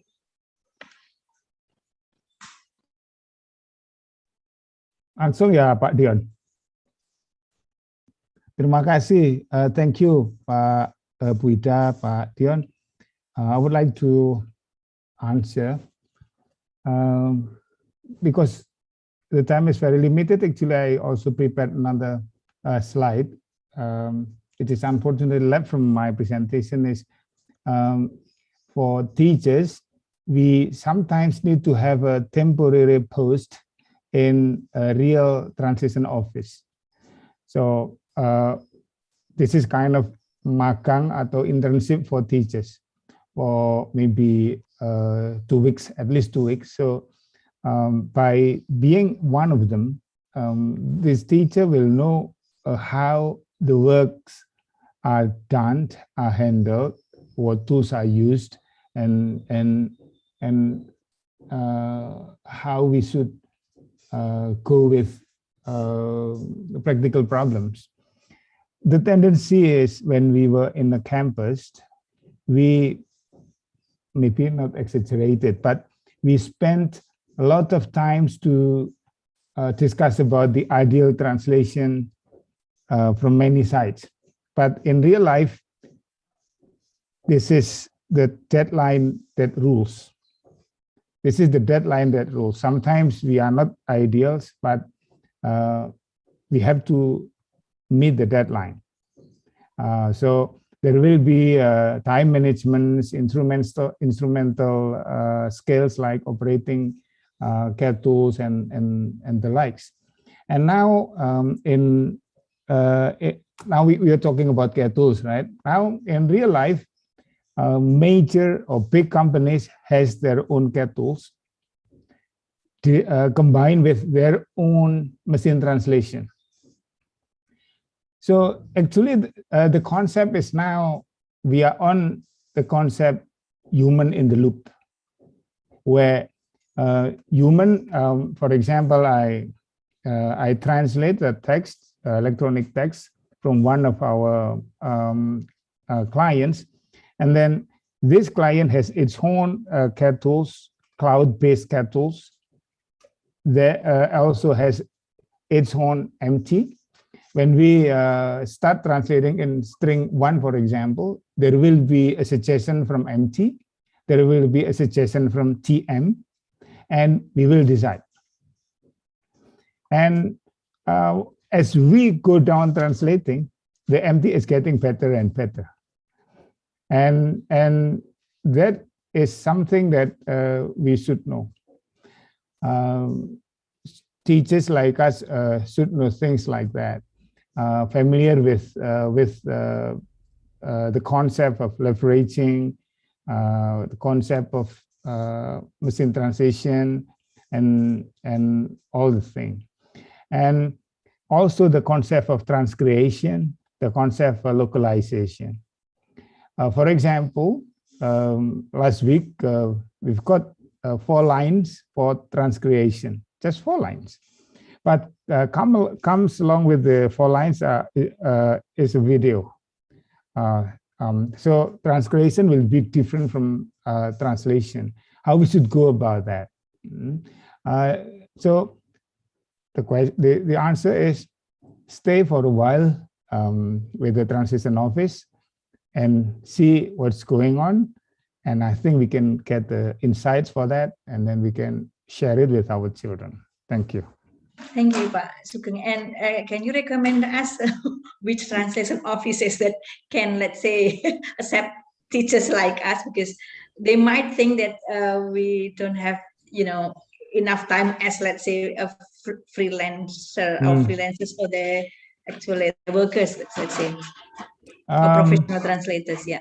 I cannot recommend any. It's up to you whether you want to approach which one. At Jakarta, there is a big one, PEMAT. Oh, okay. PEMAT. It's near to when is that? Near Surakarta, Yogyakarta. Yeah. If I'm not wrong, you had one bureau at the. Oh yes, you can visit. You can visit transcomunica.com. Okay. We are now working with Universitas Warmadema Bali for their project. Right. So is it possible for us to, let's say, apply for having a, let's say, cooperation? Just check the website and then send email. I'm not in the operational level. Okay. I'm just sitting behind the screen. Okay. Thank you very much, Pak Sugeng. Yeah, right. Thank you. Okay, thank you, Pak Sugeng, for the answer, and Ibu Ida for the question. And we have already also one question for Ibu Dr. Sharifah from Bapak Agus Wibowo. Ibu Sharifah, are you already there? Pak Agus, I think you can ask the question yourself. Pak Agus, please. Ibu Sharifah, one question from Pak Agus. Okay, Bu Sharifah. I just want to know, what are the most popular books written in Malay, which are translated from other countries, written in different languages, and the question, why are they popular? Because of the contents or because of the language or whatever? Thank you. Just simple question, Bu Sharifah. Thank you. Okay. Thank you for the question, Dr. Agus.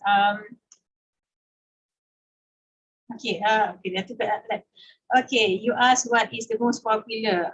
See, in Malaysia, unlike Indonesia, translation of children's books is not as active. In 1970s and 1980s, we actually generated more translations. We translated more children's books. But these days, I noticed that the trend of translation is more of titles are chosen based on their popularity.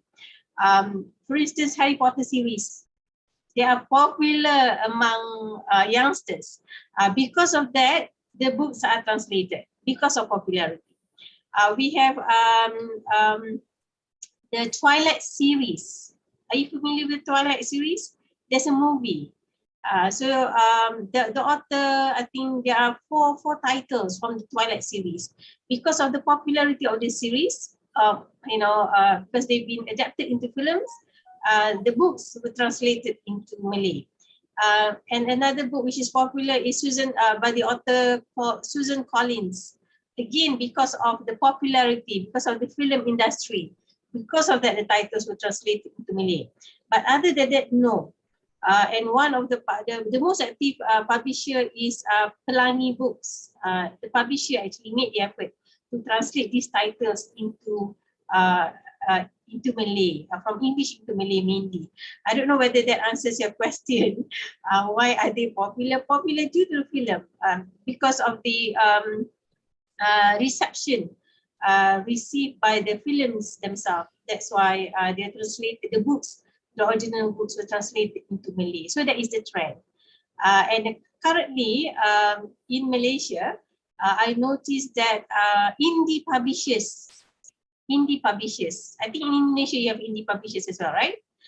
Indie publishers, they are more active in translating books, children's books. Now again, I see that their choice is limited to classic titles rather than the new ones. I suppose because of mastery of language, I assume, probably because the children can access the English text themselves. That's why the translation activity in terms of books for children is quite limited here in Malaysia. Not to say that there are no translation, of course there are. But in terms of selection of titles, because when I was in Indonesia, I noticed that when I went to Gramedia, a lot of translations are available in Gramedia. I was so excited when I went there because the same scenario cannot be found in Malaysian bookstores. You have original text, yes. But when it comes to translation, only big names, African authors, yes, you can have that. That one, the translations are handled by Institute Terjemahan Buku Malaysia. But children's book, they are very selective. Okay, Ibu Sharifah. Okay, thank you for the answer, Ibu Sharifah. Pak Agus, is it okay? Or Yes, maybe okay. you want to... Okay, thank you. Okay, and there are still two questions, and then okay, this is for Pak Sugeng Hariyanto from Professor Nababan. Pak Sugeng, can you read it on the chat room? The questions from Prof Nababan. By the name Ustadz mengatur Nababan.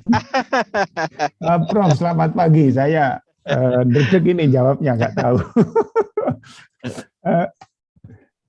Pertanyaannya, nyuwun pencerahan, ya kebalik. Saya yang nyuwun pencerahan. Saya hanya cerita saja apa yang kami rancang, yang kami lakukan di Polinema. Mohon maaf, the transition related courses kami susun seperti ini. Jadi yang semester awal ada English skills tentu saja, ada Indonesian skills, dan ini yang biasa itu ya. Kemudian semester selanjutnya, semester kedua ada Intro to Translation, IT for Translation. Nah, selanjutnya baru ada mata kuliah berdasarkan berdasarkan jenis teksnya. Jadi ada General Text Translation, Literary Text Translation, Scientific Text Translation, and Technical Text Translation. Kemudian yang semester terakhir sebelum tugas akhir itu ada Translation Project and Professional Ethics. Di Translation Project ini mahasiswa bekerja dalam kelompok dan harus membuat proposal dan pergi keluar ke industri untuk mencari translation project, dan mereka berbicara dengan industri. Setelah translation project dikerjakan, mereka akan mengerjakan project itu. Organisasi dari grup ini meniru organisasi yang ada di dunia, yang ada di kantor penerjemahan, sehingga setiap grup ini ada misalnya ada manager, ada translators, ada editors, dan masing-masing grup itu dan masing-masing anggota grup itu bekerja sesuai dengan yang ada di job desk-nya. Jadi setiap grup ini akan melakukan proses komunikasi semacam ini. Ada klien yang orang luar tadi, ada project manager, ada translator, editor, dan gurunya itu sebagai konsultan kalau ada kesulitan. Nah, yang tentang bottom up atau top down, saya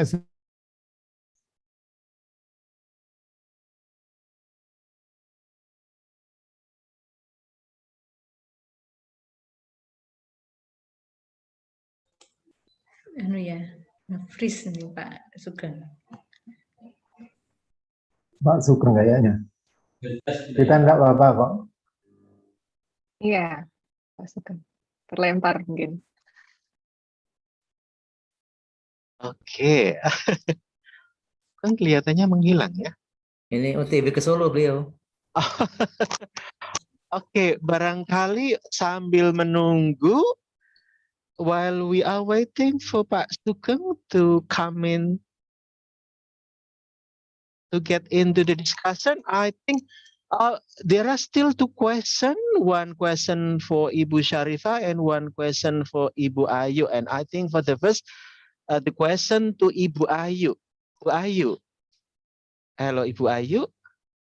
I think while we are waiting for Pak Sugeng Hariyanto, there is one question for you, Bu Ayu, from Bu Ida. Okay, thank you, Pak Dion. Okay. Can you see it could in you the please, chat room? Yeah. Advise us how to translate the jokes shown in your video. Okay. Well, it's difficult question, Bu Ida. Especially for translating Japanese language. Yeah, I believe it's very complicated to do because it's very culturally bound. But yeah, the most important thing that should be possessed by the translator is the cultural sensitivity. And firstly, translators should find the funny side of that, although it will be difficult to translate. But we should also notice that it is wayang performance, it is audio-visual translation. So it's multimodal. Yeah, so the viewers will not only rely on the text, but also the performance, the live performance. Yeah, the live performance. So if there is a laughter, something like that, the viewers will notice that it is funny. So the viewers will, oh apa ya nih lucunya kayak gitu. Nah, by connecting the multimodal, I mean the audio and then the scene and then the text, itu akan mungkin easier for the viewers to get the funny side of it. Nah, ada satu cara yang made by the translator. Probably I will show you the example in here. She provide the context of situation by putting the translation in the brackets, something like that. So she described the situation, what makes this funny. Although mungkin nanti akhirnya juga masih mungkin sulit juga ya untuk nangkep funny-nya. We probably find it hard to find it funny because we were not there. Mungkin kalau lihat adegannya secara utuh, it will be easier for us to catch the funny side of this. But this is one of the strategies made by the translator to provide the context of situation to show that this scene is funny gitu. Ada joke juga kan ya di interpreting seperti itu. When it's difficult for a translator to convey the joke, just laugh. But that's not suggested for a translator for doing that. But she already admit that it is difficult to convey. It is difficult to convey for the joke especially. Dan yang kebanyakan saya lihat in this wayang performance ketika adegan koro-koro seperti ini, mostly the translator are involved in there. So she stopped doing the translation. Jadi ini hanya dari beberapa contoh saja yang saya dapat provided with the translation seperti itu. Mungkin untuk menjembatani bahwa ini memang sulit untuk dilakukan. Okay, but this is one of the strategy to provide the context of this situation for this, and the viewers will be facilitated with the sound, with the performance they are watching this live seperti itu. Itu Bu Ida, semoga menjawab. Thank you. Terima kasih Bu Ayu. Iya, saya pikir ini menjadi PR kita bersama barangkali bagaimana menerjemahkan joke dalam wayang yang jadi ranah untuk bahkan orang Jawa pun saya pikir ya? Tidak semua bisa mengikuti di mana sisi lucunya ya, hanya orang-orang yang itu judulnya juga sudah lucu sendiri tuh judulnya. Kan ledek lali jiwa gitu kan juga. Ledek lali jiwa. Oke, baiklah Bu Ayu, terima kasih, Bu Ida juga. Oke, I think Pak Sugeng Haryadi is already with us. So please Pak Sugeng, I'm sorry because there is some technical problem. Pak Sugeng Haryadi, you can continue. Respon Prof Nababan untuk menjawab pertanyaan dari Prof Nababan. Silakan Bapak. I'm very sorry. The electricity is cut off for a while, and then I was panic. Malah sebaliknya saya akan minta petunjuk dari Prof Nababan ini. In that case, untuk latihan penerjemahan kalimat ada di mata kuliah Intro to Translation. Kemudian untuk mata kuliah selanjutnya kita mendekatinya mulai dari mahasiswa memahami teks secara keseluruhan, tujuannya, menganalisis gayanya, baru kemudian menerjemahkannya. Begitu, Prof. Begitu, Prof Nababan. Mungkin Prof Kerso menanggapi ini. Saling mencerahkan ini. Saya kan hanya bertanya pengalaman di teman-teman di Politeknik itu apa gitu loh, karena yang namanya program D3 ya Pak Sugeng. D3 itu kan berarti baru lulus SMA gitu kan, dia daftar di D3, dites, lolos kan begitu. Mungkin juga ada yang lolosnya ya lolos-lolosan gitu kan sebenarnya. Nah ini kan maksud saya tuh begini, kalau menggunakan top down kan timbul pertanyaan, apakah mereka sudah bisa memahami teks secara secara menyeluruh, fungsi teks dan segala macam genre teks, apa sudah paham? Karena artinya kemampuan linguistiknya kan masih rendah kan, seperti itu.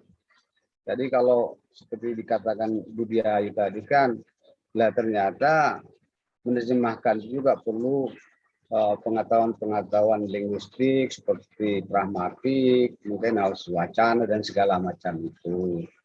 Nah maksud saya, apakah lebih menekankan pada pendekatan bottom up, dimulai dari tataran mikro, baru kemudian beranjak ke makronya gitu, ataukah sebaliknya dimulai dari makro, kemudian turun ke bawah ke mikronya gitu.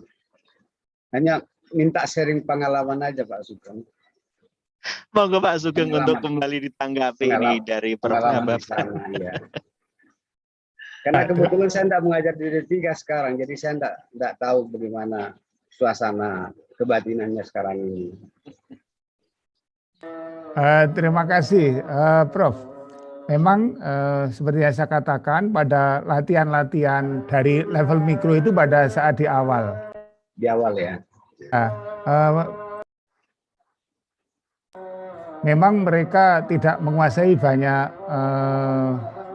teori linguistik, lalu kita menuntun mereka, tapi tidak tanpa kata-kata istilah-istilah. Istilah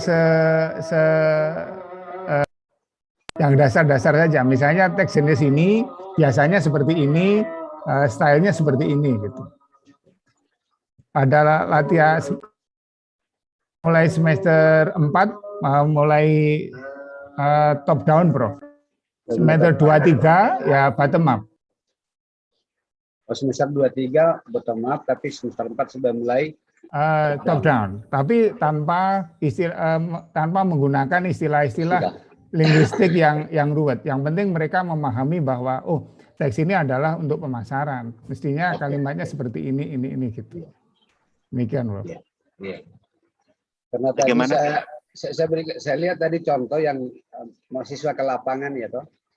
Jadi ada proyek penerjemahan itu menentukan riset pasarnya, menentukan editornya, menentukan penerjemahannya dan segala macam, itu kan sebenarnya juga bagian dari top down sebenarnya. Itu seperti itu. Tapi saya sangat setuju dengan Pak Sugeng, karena kalau diberikan terlalu istilah-istilah yang canggih, misalkan menerjemahkan, praktik menerjemahkan menggunakan pendekatan SFL gitu ya, puyeng tuh ya. Dosennya saja saya nggak tahu itu orang. Sama juga, puyeng juga. Ya, setuju, sangat setuju Pak Sugeng. Itu aja, matur nuwun Pak Sugeng. Terima kasih Prof Nababan dan Pak Sugeng. Monggo Pak Sugeng. Ya, menambah sedikit. Misalnya di proyek tadi, contohnya anak-anak pergi ke Jatim Park 3, ada Museum Musik Dunia. Nah, di situ ada display video yang menggambarkan artis yang ada istilahnya itu yang dari lilin itu apa namanya, statue yang dari lilin itu, kemudian ada videonya. Madame Tussauds. Nah, semacam itu ya, semacam Madame Tussauds. Ya. Tapi ini di Malang ya untuk musisi-musisi dunia dan Indonesia. Misalnya S.Pd, di situ ada video yang menerangkan tentang EBIT, bahasa Indonesia. Kemudian dia ke sana mengusulkan proyek untuk membuat misal ya subtitle atau voice over untuk itu. Nah, ya semacam itu, Prof. Tidak besar, tapi mereka cukup memahami mungkin seperti ini di real life. Terima kasih. Ya, mestinya kalau terlalu besar-besar nanti malah waktunya tidak ada, toh itu ya.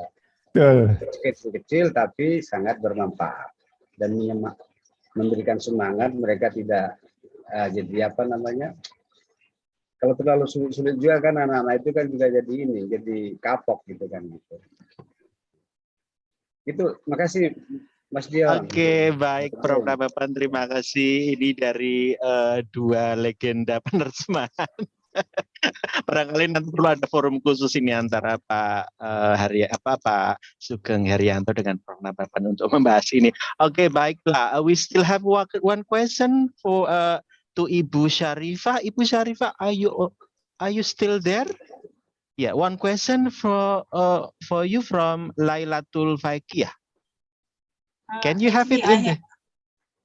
Actually, I have answered a question. Oh, you already answered the question, or maybe you want to add some information atau mungkin menambahkan sedikit, Ibu Sharifah?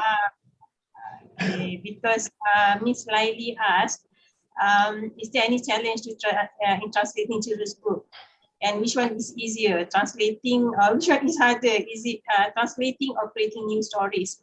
To answer, I think the most challenging aspect of translation, I think most translators agree with me, it's not just children's book, any text, is translating the cultural aspects. Betul kan? Bahagian budaya. Cultural aspect is the most difficult aspect to translate.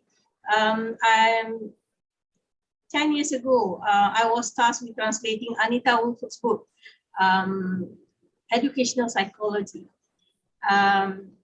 There is one sentence in which Woolford wrote, "It is rude to eat with your hands."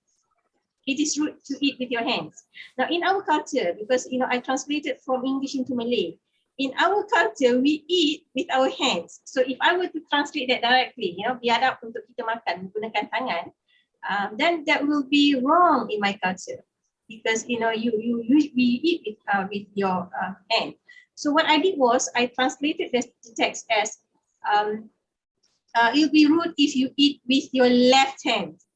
So I take my culture into consideration. I wanted to become faithful to the author, so I just added the word left hand, because in our culture, you are not supposed to use your left hand. So for me, culture is difficult, and the idea of dating, because in Malay culture, Muslim culture, Islamic culture, you don't promote dating before marriage. So these are the concepts, some of the concepts that I found very difficult to translate. And also just now, I think Ibu Dr. Dia mentioned about hantaran, right? We have bride price, we have dowry. So these are things that I find very difficult to translate, because apart from teaching translation at the university, I translate on daily basis. I'm a freelance translator as well, so it's not a matter of teaching, but I also practice, because it is via practice that you learn how to improve your translation. So, and the question that Miss Laili asked is which is difficult. I can't really answer this because I have not tried my hand in writing, but I assume that a good translator should, usually we tell our translator trainers, that in order for you to translate well, you must be creative, especially if you are dealing with creative text. If you are creative, then you'll be able to produce quality translation. But if you're not creative, some people, they are very straightforward, then I would not encourage you to translate literary text. I will not encourage you to translate literature. You can translate other texts such as, commercial, technical, but not literature if you are not creative. So I don't know whether that answers Ms. Lali's question, but I'm a firm believer that not everybody is a born translator and not everybody is born creative. So it all depends on your ability as an individual. I hope that answers. Okay, thank you. Thank you, Ibu Sharifah. Thank you for the answer. And I think we are approaching to the end of the session. But I think still There's one question question left. Yeah. Yeah, okay. Joyce, Ibu Joyce. Ibu Joyce, please. Okay, thank you. I would like to ask to Dr. Sugeng. You are talking about translation ecology or ecosystem, and then I'd like to ask, can human translation and digital translation work together? If yes, in what way or how? Because we know that human translations involve real brain power. However, for artificial or machine translation, or let's say, for example, digital translation, probably they do not involve the real brain power like human translation. So if someday, probably it can work together, in what way, but in what form, I think. Yeah, that's my question, Pak. Okay. Thank you. Okay, Pak Sugeng, please.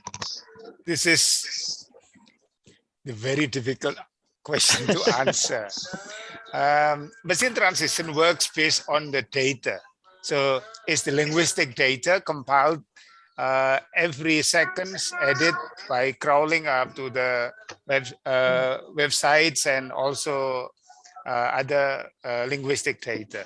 The question is, can we collaborate with AI or machine translations to result better translation? In one of my slides, I said about low end and high end. In the low end, in say for years, maybe it will be taken over mostly by the machine, and the text with creative touch will be left for the cooperation for choice. But how far, I don't know.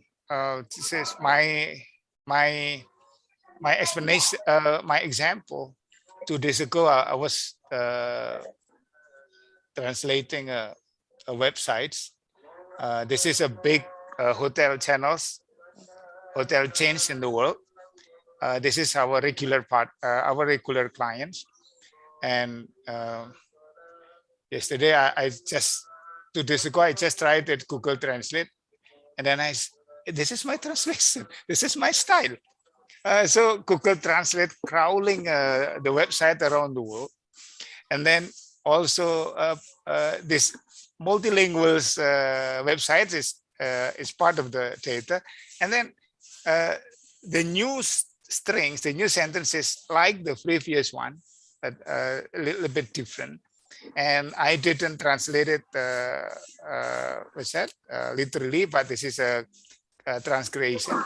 But Google Translate gives me the suggestion. That's like the way I think.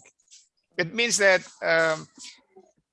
the bigger the language data is, then because this is statistics, not linguistic rules, then machine translations can produce the beautiful translation, even for literary translation. So it all depends on the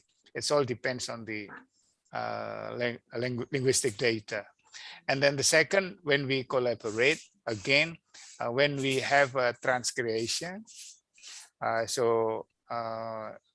MT can suggest several possibilities. And finally, this is human being that decide whether using it, adapt it, or create a new one. If we create a new one and then we submit into the machine, and then our new one, the patterns will be learned by the machine and will become the suggestion. And that is what I said, leaving us with philosophical question. Is it really throwing us away from decision making, and we leave transition into the machine, or what? At the end of the day, this is the human being that should decide whether we let the machine controls or we let the human control. The same as mobil tanpa pengemudi, driverless car. Okay. But that's what I think, Bu Joyce. Thank you. Okay. Thank you. Okay, thank you, Pak Sugeng. Sung. And I still do hope that we will still control Pak Sugeng Haryadi. So the machine translation will be only the helper for us. Okay. We are approaching to the end because it is already 11:30, but there is still one question. And this is from Professor Nababan. So I think, Bu Sharifah, one question from Professor Nababan. Please, can you read it in the chat room, Ibu Sharifah? Yeah, thank you. Okay, Prof asked me, what is the standard or the limit of creativity in literary translation and in translation for children? Okay. Standard limit of creativity, Prof. If you ask me personally, I think that in order for you to translate literature, you must have prior knowledge in literature. One. Number two, you must become an avid reader of literature. You read literary texts on daily basis, because you need to familiarize yourself with literary terms, symbolism. Only then you'll be able to translate a literary text. This is from my own experience. So for me, you need to have prior knowledge. Probably at least if you have a degree in literature, that would be good. If you don't, it's okay, as long as you are keen in reading literary text. So reading is very important for you to become a good literary translator. Join a club. Join a club as in writing club. I don't do much writing, fiction writing, but I join fiction writing club, because when you do this, you will look at the new trends in writing, literary writing, and this actually helps me when I translate literary text. So these three things, I think, are basic things that good literary translators should have. Similarly to translation for children, you must try to see children's world from their eyes as a translator, because we are adults. So when we translate children's work using our eyes, our perspective as an adult, we will not be able to capture the image that is presented by the original author. So I hope I answer your question, Prof.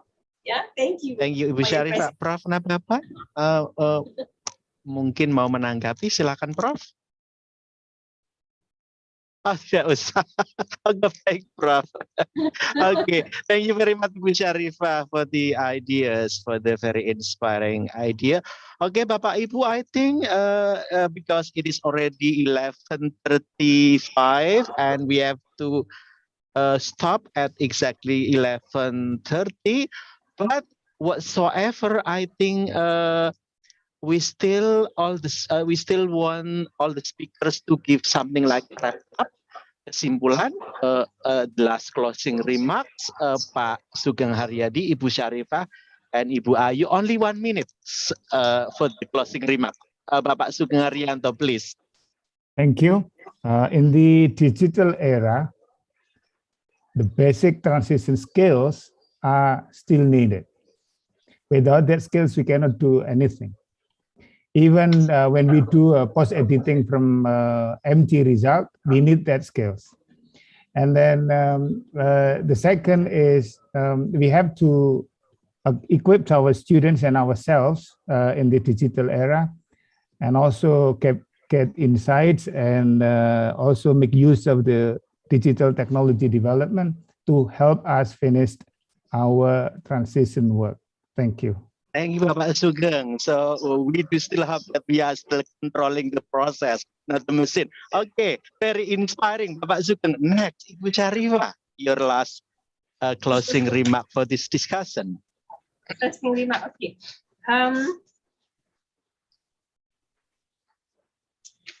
Okay. I think I would like to end my thoughts on the importance of digital translators. Digital translators here referring to translators who translate children's digital books for children. It is important and vital for the translators to equip themselves with knowledge, multiple, I think, various kind of knowledge. You need to update yourself with what is happening around the world. You need to be techno-savvy. That is the most important thing, right? Because if you are not techno-savvy, you will have problem.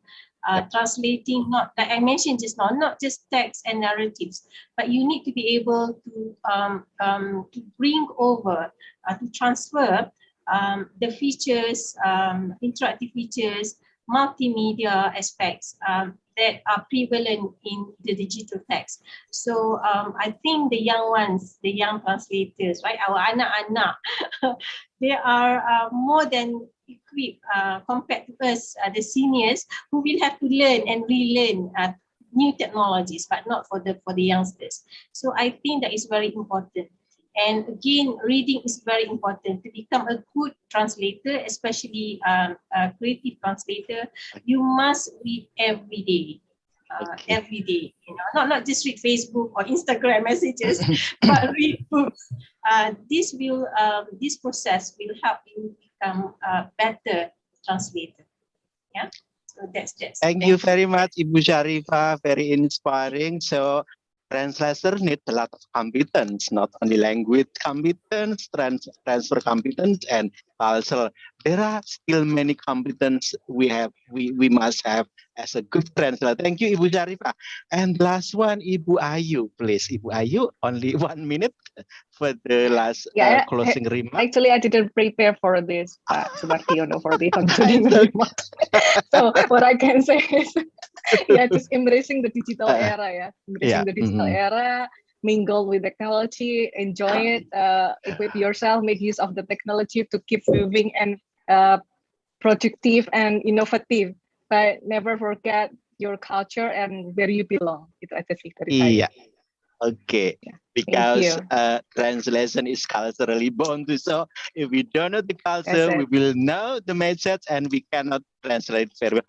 Very inspiring, Ibu Ayu. Thank you very much for Pak Sugeng Haryadi, Ibu Sharifah, and Ibu Ayu for your very inspirative ideas and presentation. And for the audience, thank you for joining us today in the second day of Semiotics 2021.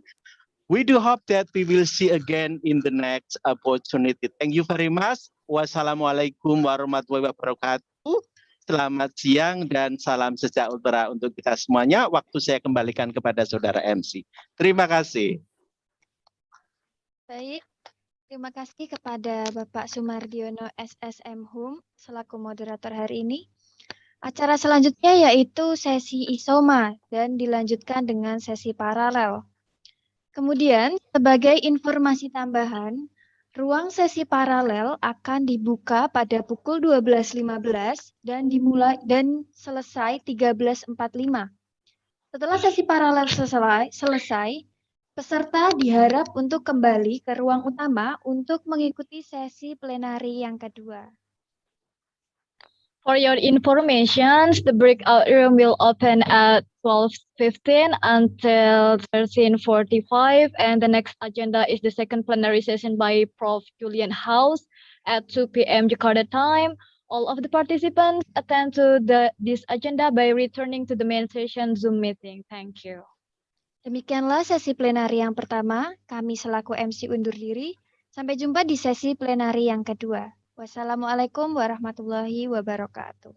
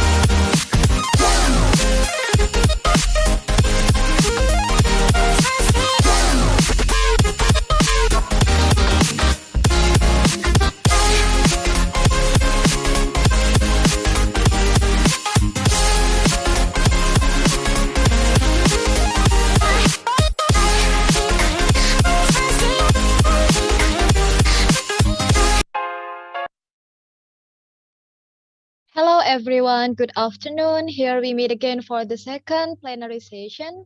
I inform you that the session will be led by the moderator. Before, I would like to read the curriculum vitae of the moderator today. Her full name is Dr. Ida Kusuma Dewi SSMA. She took graduate program in Universitas Sebelas Maret by taking linguistics major. For her master degree, she graduated from University of Birmingham, taking the translation studies. For her postgraduate program, she graduated from Universitas Sebelas Maret by taking translation linguistics. Now she is the lecturer in the Universitas Sebelas Maret, focuses on English translation at English department. Please welcome our great moderator, Mrs. Ida Kusuma Dewi. Time is yours. Thank you very much, Mbak Laili. Mbak Lailatul. Lailatul. Okay, right. Good morning, Professor Juliane House. Professor Juliane House, can you hear me? Okay, would you please open the camera? Have you opened the camera? Ah, okay, it's nice to see you here. Okay, would you please open the microphone, Professor Juliane House? Is still muted. Okay, now I see you. This is my friend Ida. Thank Can you I say very much. I still think back to my wonderful days at your university. Yeah, it was 4 years ago, I think. Yes, it was so lovely. And I bought many clothes, you know. And the batik one, Danar Hati Batik. So we are promoting a product now. Yes, definitely. Okay, all I'm very right. happy to be here. Okay, all right. Okay, let me now greet the audience first, Professor Juliane House. Okay, good morning, Professor Juliane House, because it's morning in Greece, right? And good afternoon, participants in Indonesia. Welcome to the plenary session 4 of the International Seminar on Translation and Linguistics, SEMIOTICS 2021. I'm Ida Kusuma Dewi and will be serving as the moderator in this plenary session. And I'm very happy this afternoon to be with you all to introduce a well-known scholar and also translation professor, Professor Juliane House. Okay. Professor Juliane House received her first degree in English, Spanish translation, and international law from Heidelberg University. I hope I pronounced it correctly. And her B.Ed., M.A., and Ph.D. in applied linguistics from the University of Toronto, Canada. And she got an honorary doctorate from the University of Jyväskylä, Finland. She has worked in different places. I will share her bibliography.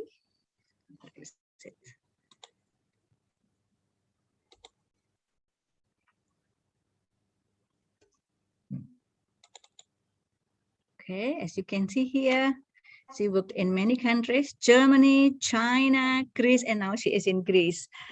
Okay, and then she has published a great number. Okay, she stopped. Right. Okay. So I have to open. I have opened it actually, and then excuse me for the technical problem. Okay. Right. Can you show it? Can you see it now? All right. Thank you. Yeah, as you can see here, Professor Juliane House works in many countries: Germany, China, and also in Greece. And now she is in Greece. And then she has published a great number of books and articles. I found here 41 books and more than 250 articles. Okay, and then it shows how old I am, Ida. Okay, and what she has written are not only in the area of translation, but also in the area of linguistics, most specifically applied linguistics, constructive linguistics, contrast pragmatic, talks, discourse analysis, and so on and so forth. This afternoon, she will be talking about translation in a linguistic cognitive view. And Professor House, you should speak maximum 40 minutes. Okay. And then after that, there will be question and answer session for about 30 minutes. And for the audience, questions can be written on the chat room after or while Professor House is talking. But questions can also be given orally after the presentation. Without further ado, Professor House, floor is yours. I'm very happy to be here, my dear friend Ida, and all the audience of my beloved country, Indonesia, where I've been at least 3 or I think 4 times. I hope I can get this Zoom stuff correctly. I will now upload it. Can you see it? Or what do I do in order for you to see my screen? Is it possible? Can you see it? Hello? Not yet. Not yet. Yeah. You open the file. You open the yes. Okay. What and do I then do now? click the share screen. Bildschirm freigeben. Yeah. In the middle of I think. Yeah. All right. Okay. Now. Can you see it? Yes. It has come up. And see it clearly. And I hope I can do this. Does it now? Can you click the slideshow mode? All right. Yeah. Okay. Thank you. Okay. Now, I can start now. Okay. Yes. Yes. Sure. And you can see it and you can hear me, right? Yes. Everybody right. Yeah. Loud and clear. I will talk today about translation, a linguistic cognitive view. And this is the structure of my talk. First, I will give a little bit, hopefully not too harsh, a criticism of viewing translation as an art. Secondly, I will make a plea for a linguistic cognitive orientation. This is different from cognitive linguistics, which is a particular brand in linguistics. So it's linguistic cognitive. I will briefly criticize existing research on introspective and retrospective process research in translation. Briefly also criticize behavioral experiments and most recently neuroimaging studies. And finally, I will describe my idea of combining a functional linguistic translation theory, mine of course in all modesty, with a neurofunctional bilingualism theory.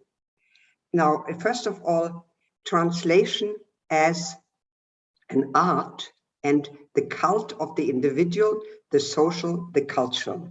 This, I think, is the most important trend in translation studies today. And personally, I believe this is not the right way to go in translation studies. What is mostly focused on is the person of the translator, her or his sociocultural embeddedness, her creativity, whether the translator is visible or not, the status of the translator, and the influence he or she has on her translation. And also important in this trend are the reasons for and the effect of a translation rather than the translation itself, and the necessity of intervention and resistance by the translator. These are buzzwords in this paradigm. The importance of the translator's moral and ethical stance and her ideological, political, historical, post-colonial, feminist, etc. attitudes. This is all in the center.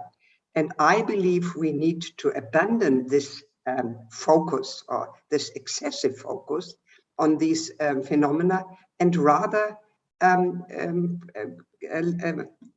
embark on a cognitive linguistic orientation. And here's my rationale for this. Translation is more than personal and socially situated expression of an individual. We need to focus on translation as an operation on language and text in order to balance preoccupation with external factors, outwardly impinging on, influencing translation, which is done today. What we need to do is to explore the translators, what has been called by François Grosjean famously the bilingual mode, when the translator can access his or her two languages in her mind. Okay. Now let me first look at what has previously done in the cognitive paradigm of translation studies. These are the so-called process studies, or introspective and retrospective studies, monologic, dialogic, rating, and other decision tasks. Since the 1980s, this has been very, very productive.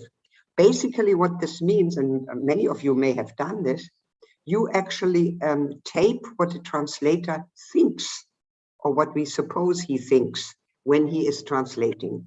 This is a sort of avenue to their minds, one thought. However, the validity and reliability of these so-called verbal report data, what they say they think, are often taken for granted, but the validity and reliability, important parameters in scientific research, are far from clear. So there are many unresolved problems in this intro and retrospection. The basic assumption of this research seems to be that the translators actually have control over their mental processes, and that they are at least partially accessible to them. In other words, the translator, when they talk, they are open to conscious inspection. Yeah, as I said, that people think this is a window on their mind, but this is not quite clear. This assumption in all this research cannot be confirmed and falsified at the present time. So we have several problems which I have formulated as basically 5 unresolved questions. The first question is what is verbally expressed in thinking aloud protocols, when the translator says what he thinks or thinks what he thinks, identical with what happens in his mind. 2, exactly which cognitive processes are accessible to verbalization and which are not clear. 3, does the fact that translators are asked to verbalize their thoughts while translating change the cognitive processes normally involved in translation? In other words, are translators subject to the observer's paradox? When somebody is observed, this goes back many years to Labov, people behave differently from when they're not observed. You know this from when you're teaching and some inspector comes and watches you teaching, you behave normally, you get nervous, okay? This may happen here as well. Question number 4, what happens to these parts of the translation activity that are totally routinized and automatized and are thus on principle not open to reflection? That refers to expert translators. They translate many words and phrases and even text totally automatically because they're so routinized. And this cannot be accessed with these thinking aloud methods. And finally, number 5, most important, how can data from ex post facto interviews or questionnaires, when you ask people not while they're doing something, but afterwards, access translation processes, given memory constraints and the pressure to satisfy the researcher? This happens in many interviews. People like to please the interviewer, although they have nothing to say or they don't know what they should answer. So they make certain meta statements about what they think they should have been taught. This, of course, falsifies the research completely. Now, these questions, all these questions, these 5 questions, touch upon one of the most controversial issues in contemporary cognitive science, the nature of consciousness. And this is still not resolved. Now, people try to overcome the shortcomings of these think aloud experiments, and they try to do behavioral experiments, very popular for a number of years. They do keystroke logging, what the translator does at the computer, screen recording, where the translator is looking, eye tracking, physiological measures, does the translator get stressed or frustrated or whatever. All this can be measured with modern computerized methods. To avoid the black box that is the brain or the mind of the translator, people now try to directly trace the steps and phases in translation, the temporal progress or delay, revisions, pauses, difficulties met, and effort expended, attention focus, where does the translator look in the text, backwards, forwards, etc., and also emotional stress responses. Now, behavioral performances are actually quite different from cognitive processes, as was famously pointed out by Chomsky, who criticized behaviorism for not actually doing what they say they do. So we have to ask, what can measurements of observable behavior, what the fingers do, what the eyes do, etc., tell us about what happens in the minds? Very good question. Can performance data explain cognitive mother tongue and foreign language representations, L1, L2 representations, metalinguistic and contrastive linguistic knowledge that the translator has, how he or she transferred and makes a new text? All of this happens in translation. So people then abandoned these behavioristic experiments and turned to what can be called bilingual neuroimaging studies. We have to ask, however, whether these neuro studies are useful for translation. Can they really provide us a window on the translator's mind? Now, all these experiments are very, very fashionable in medicine, of course, with MRIT. You know this, if you have had experience with this. Functional magnetic resonance imaging, positive emission control, event-related performance. All this research is still mostly, and that's the critical point for us, translation scholars, are still word-based. Some isolated sentences can now be tapped. Translation, however, as we know, is essentially text-based. So, and with all these experiments in a particular lab, we can say that there's no ecological validity for this neuro-linguistic translation research, because there is a basic task artificiality. Single word stimuli are explicitly known form meaning associations subserved by declarative memory in the brain. This concerns the dictionary words, of course, also. Normal language use, however, is linked to procedural memory. Distinct neurofunctional structures for each memory system exist. Now, the normal use of language involves right hemisphere cortical areas for processing particularly pragmatic aspects. And this is not the case in contextless single words. A good alternative to these experiments, neuro experiments, is, I think, the model by Paradis, Michel Paradis, who designed the following model. Now, if you disregard the upper level of this model, you can see that for L1 and L2, there is a joint conceptual system. And then we see that is all stored in the brain of the translator. The semantics of L1, of L2, morphosyntax L1, L2, phonology L1, L2. And very important now, from my point here, is that the L2 and L1 pragmatics actually influence all the other parts. That's why we have these big perpendicular blocks. Okay. Now, in the model also describes that bilinguals, and translators are bilinguals, they possess two subsets of neuronal connections, one for each language. These are activated or inhibited independently. Also, there is a larger set, and the figure showed this, from which items of either language can be drawn. This is the conceptual level. All selections are automatically, unconsciously driven by activation thresholds.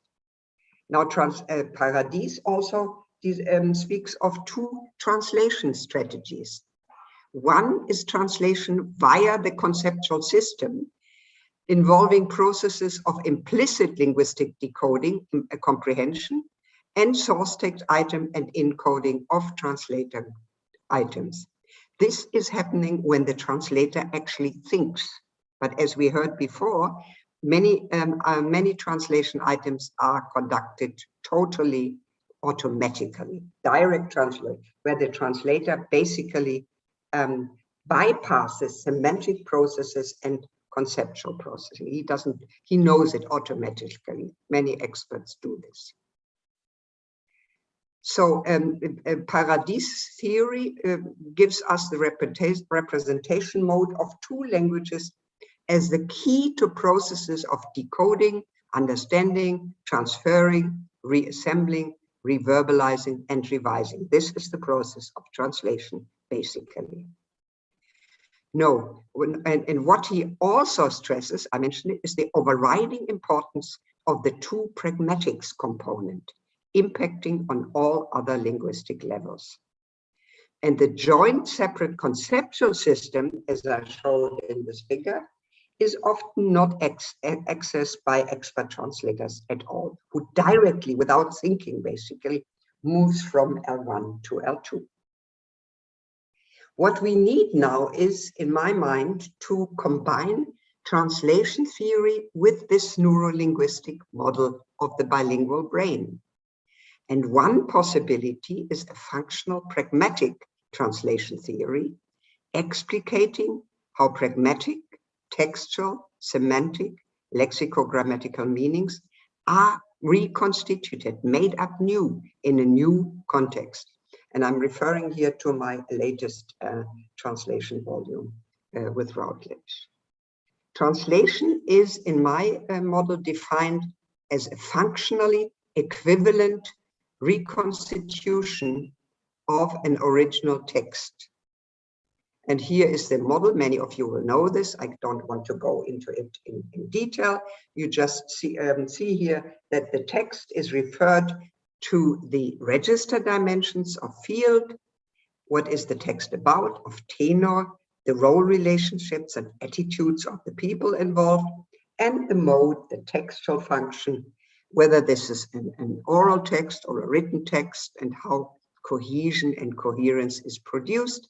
And this gives us the register, genre, and the individual textual function. Now, in the latest model, I have added two different nodes, basically corpus studies and genre. Okay, in this model, I distinguish between two basic types, overt and covert. There are outcomes of types of recontextualization processes with qualitatively, that's the point here, different cognitive demands on the translator. In an overt translation, the translation text recipients are not directly addressed. The translation is embedded in a new context, but at the same time, schizophrenically in a way, signaling its foreign origin, where it comes from. Overt translation, we can say, is a case of language mentions. We can say the translator basically quotes to you the original text, okay? This just enables the new recipients to appreciate the source text in a new frame, new language, and discourse world. The pragmatics of both texts, the source and the target, are co-activated. And we can say it is psycholinguistically complex. I come back to this again. Examples of overt translations are speeches given by famous persons at a particular time and space, where the translator is not supposed to do any changes at all. Literary texts, particularly those which are full of culture-specific phenomena. And we can say that true cultural transfer operates here in the translation. And the original text, once again, is left as intact as possible. Covert translation is the opposite. Here we have the status in the original text. The translation is not marked pragmatically as a translation at all. It's a case of language use. Many people don't know that they're reading this as a translation. It is a functionally equivalent speech effect. No co-activation of the pragmatics of source text and translation text happens, so it is psycholinguistically simple. And often in this covert translation, we have a massive intervention on all levels via the use of a cultural filter. The cultural filter is just a construct that captures the divergence of the source text and the translation text expectation norms. It's cultural differences, basically. Excuse me. And the cultural filter is ideally based on empirical contrastive research to guide the translator's choices. An example, I've done a lot of research on German-English discourse norms, and I found out that texts differ systematically in terms of explicitness, directness, interpersonal focus. Now, let me combine this with the relevance of Paradis theory. The significance of the L1 and the L2 pragmatic supports assumptions of functional pragmatic translation theory relating to the cultural filter construct that I presented and to the hypothesized co-activation of L1 and L2 in overt translation. So, Paradis theory now, I think, supports my claim that covert translation is psycholinguistically simple because both the TT pragmatics is not, the TT and the source text pragmatics are not activated. It's only the translation text pragmatic, only if you remember the figure, the blocks on the left-hand side. Overt translation is complex because of the activation of a wider range of neural networking across two pragmatics cum linguistics representational modes. If you consider the figure again, the two big blocks of pragmatics in this figure are both activated. So there's more space needed in the mind. Now, what we need, this is my conclusion, is a new cognitive linguistic approach to to supplement and often offset the limitations of intro and retrospection, behavioral and neuroimaging research, and they might be fruitfully use a descriptive and explanatory adequate neurolinguistic theory, which is compatible, which can be used conjointly with my own functional pragmatic theory of translation. Thank you very much for your attention.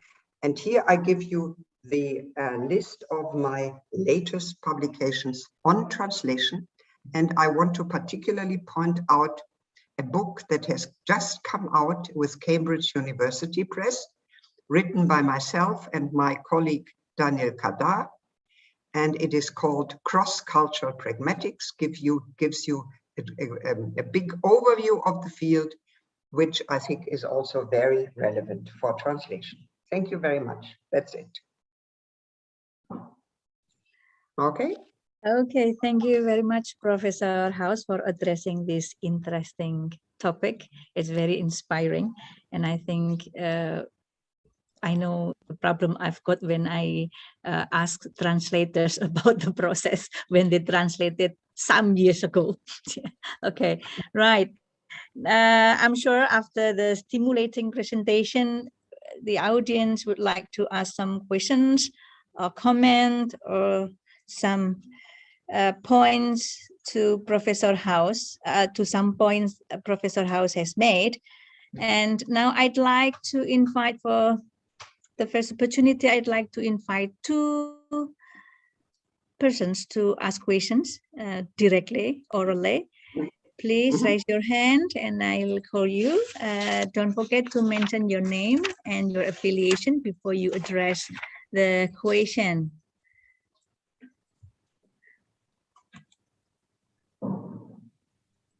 Okay, right. This is yeah. There is a question on the chat room. Bu, sorry, Bu means madam. Okay. Yeah, okay. Professor Juliane, there is a question from Pak Miftah. He is one of the lecturers in Indonesian language department. Okay. He asked, bagaimana terjemahan memanfaatkan pragmatik? How translation use use pragmatic? Because he is in a room with some other colleagues. Yeah, that's why he needs to put mask on her face, on his face. Sorry. Yeah. How translation utilize pragmatics? How can pragmatics can be used in translation? Yes, but this is what my theory is actually all about. Okay, right. If you for instance, in my original translation theory that I presented very briefly, because many of you may know it, looks at the function of the original text, and this is pragmatic. What does the function means? What is the text used for, right? And for this, you look, and if you remember my little figure that I presented, these are all pragmatic features. Who is the author? Who are the addressees? Yeah. Well, this is what is the text about? What is the topic? Is it an oral text or is it a written text? Okay. Because these are the texts are made up very different, and all of this feeds into explaining what the function of the text is. And in my translation theory, the translated text should be functionally equivalent, should fulfill the same task that the original does. This is, however, not always possible, and people don't do this always. That's why I split the translation into overt translation, which can never have the same function. Let's say the president of your state gives a speech in Indonesian, and you translate this into German for some strange reason, right? Then the text should not be tempered at all. People in Germany should learn exactly what your president said to a not completely different audience. No change. This is different, let's say, in an instruction for use of a kettle to boil water. Let's say in English and German and Indonesian. There, obviously, you can change because the situation may be different, right? The water may be full of calcium or whatever in some country or not. Then you change it, and you are allowed to change it. And this is the covert translation, where the cultural filter is applied. All of this is very pragmatic. It's pragmatics, right? And what is pragmatics actually? We can define it very simple. It's language in use, okay? It's not the abstract system that Chomsky was so much in love with, but it's how people use language. Language used by human beings, okay? End of long explanation. Okay, thank you very much. I think, Pak Miftah, is it clear? It's clear. Thank you. All right. Okay, thank you for the question. Very good question. Okay, thank you very much for the question, and also thank you very much, Professor House, for the answer. Now, again, I'd like to invite the participants to ask questions, comments. Okay, Bapak Zuprianto, raise hand, please. Pak Zuprianto, deliver your question. Yeah. Thank you, moderator, for the chance. I'm sorry I do not turn on my video for the reasons. If you don't mind, I will just ask questions to Professor House. So we know that in translation studies, the Scopus theories also think that now the important things to consider when we translate is actually to think about the functions of the original text in the target culture.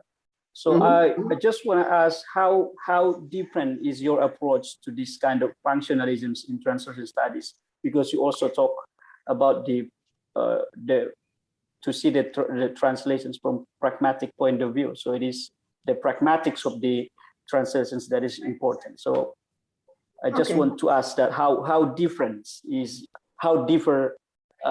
your approach in these two approaches? Thank you. Yes. Okay. Thank you very much. Actually, this is a question that I am regularly asked, and I have to restrain myself because I am rather critical of this whatever it's called. What is it called?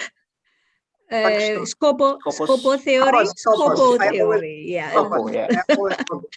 First of all, I have to say that my theory is older. I designed it way back in 1975. You can see I'm very old, approaching 80.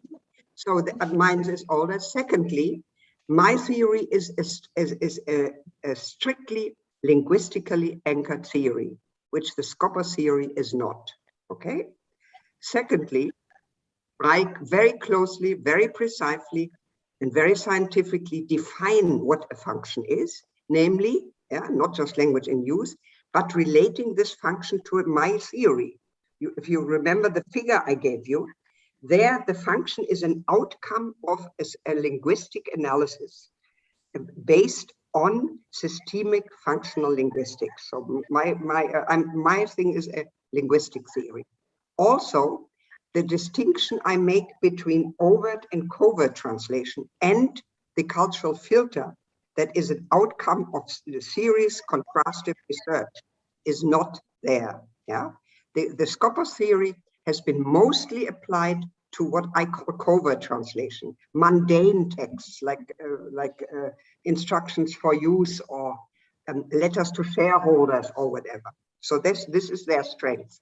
But as I said, it's not as scientifically, theoretically anchored. And I'm also a convinced pragmatician. Okay, so that's it.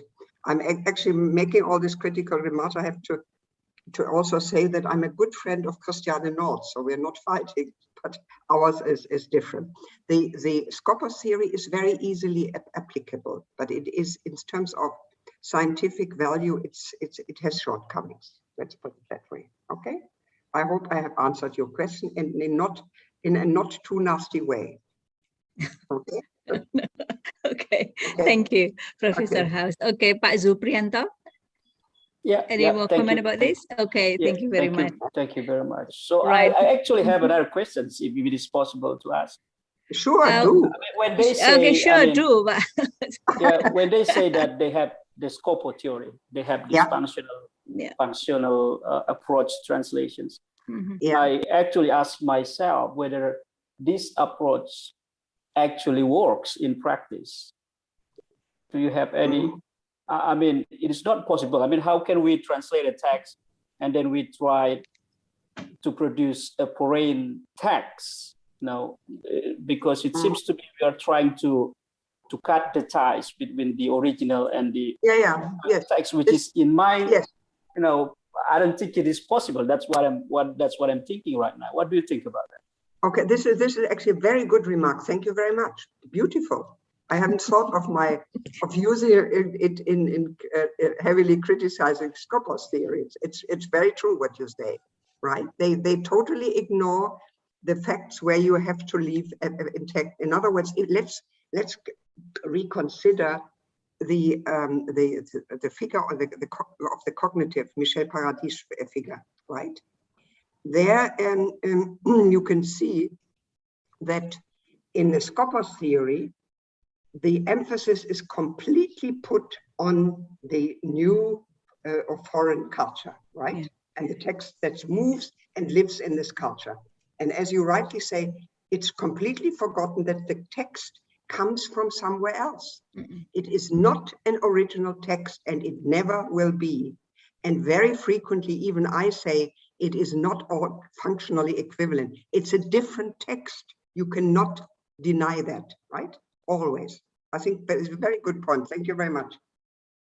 I agree, or fully agree. Yeah, it's still debatable. Yeah, I mean, whether we have to emphasize on the source text or target text, or is it okay to make a new text when we are calling translating? Absolutely. Yeah. It's like rewriting. Okay, right. Exactly. But before I give a chance to Bu Ayu, but I need to point out here, I think, Professor Juliana, if you didn't mention that you are turning 80, we didn't. Next year, we'll be 80. Wow, okay. I could not see that you grow older. Thank you. That's a compliment. I can take a compliment from a woman. A woman compliment a woman. That's the best compliment ever.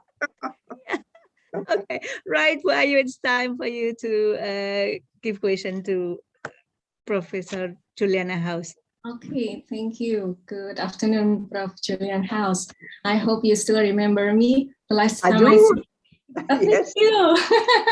Yeah, very well.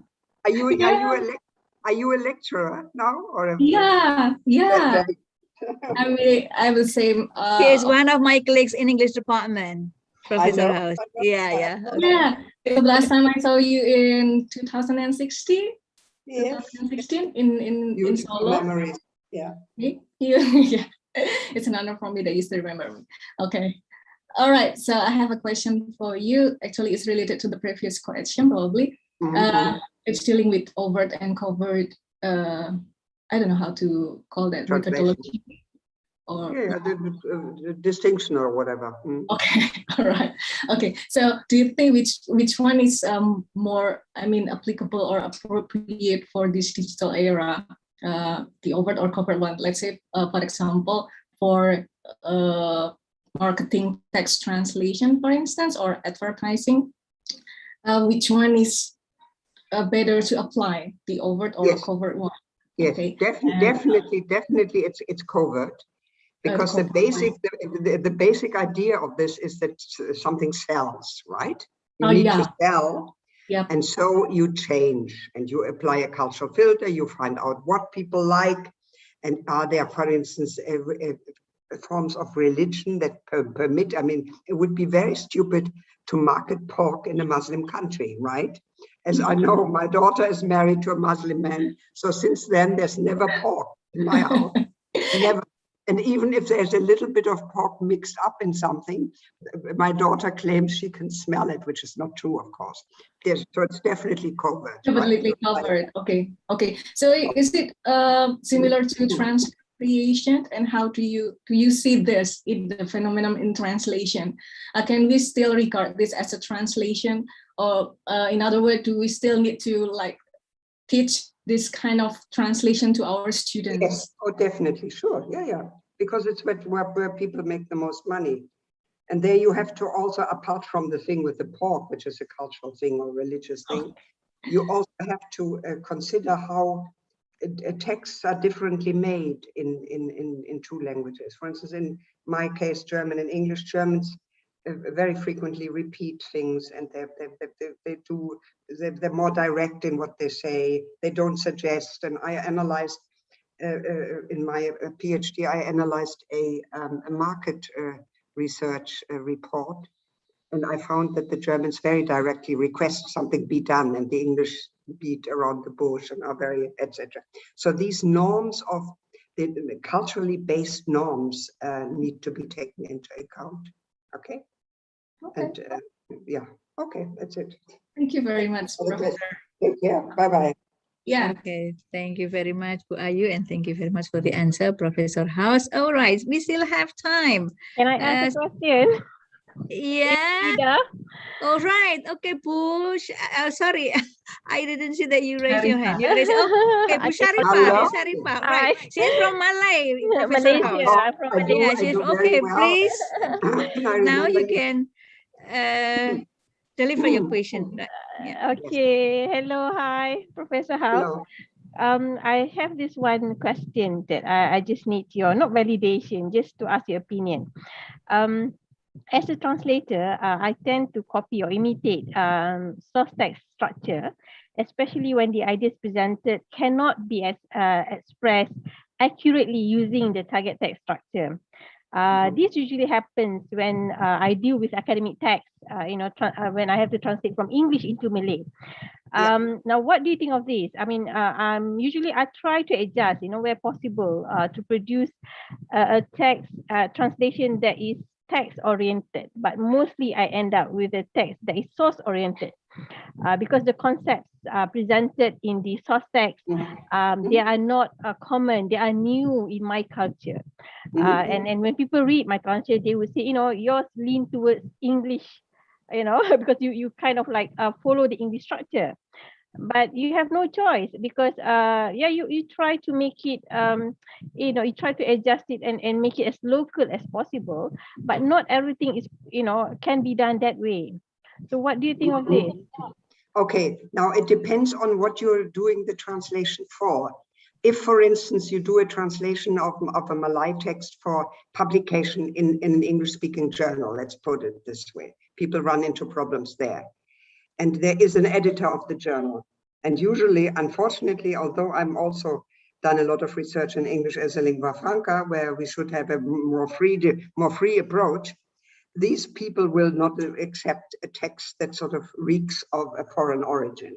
They want the English structure of the text, which is very linear, basically starting on doing this and that, and then and you have to accommodate to this, which would mean you cannot insist on an overt translation, which you would like because of your cultural embeddedness, but you have to change it into something English.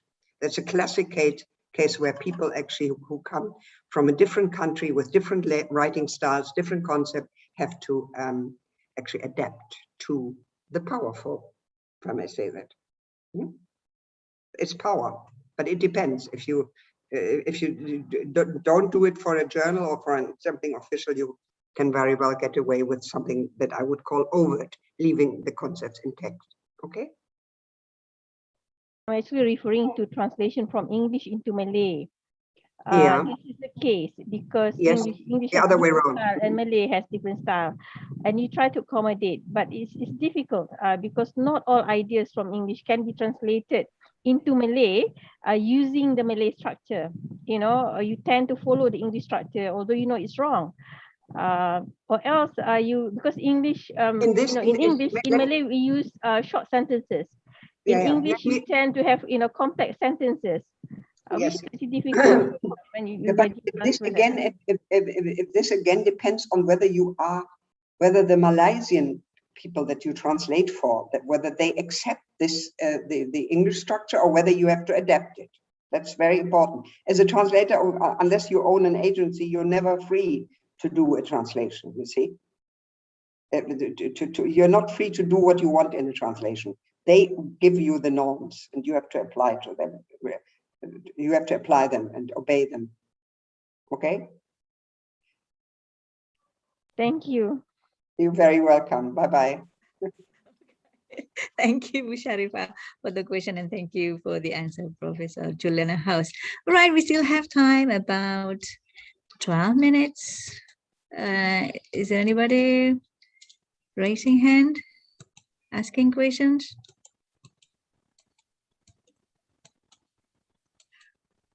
I can't see anybody.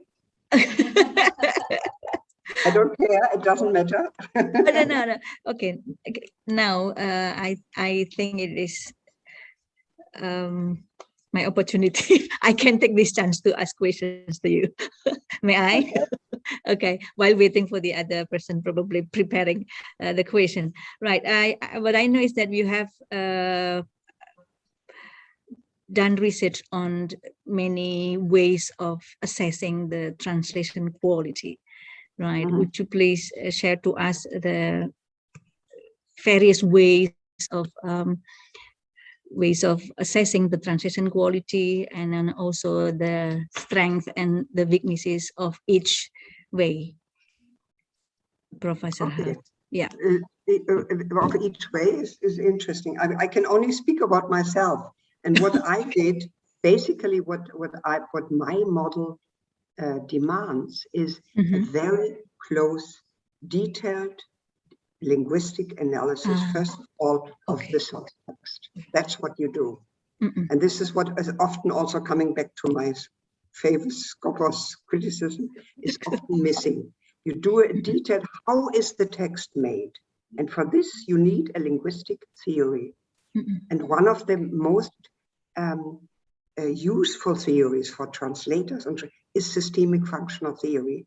Hallidaying linguistic theory, which many people in there have written beautiful accounts and books, etc. Halliday himself knew Chinese, so he knew the difficulties of translating from a typologically very distant language into another, like in Indonesian, English, and German, also typologically different, as you know. Right now, this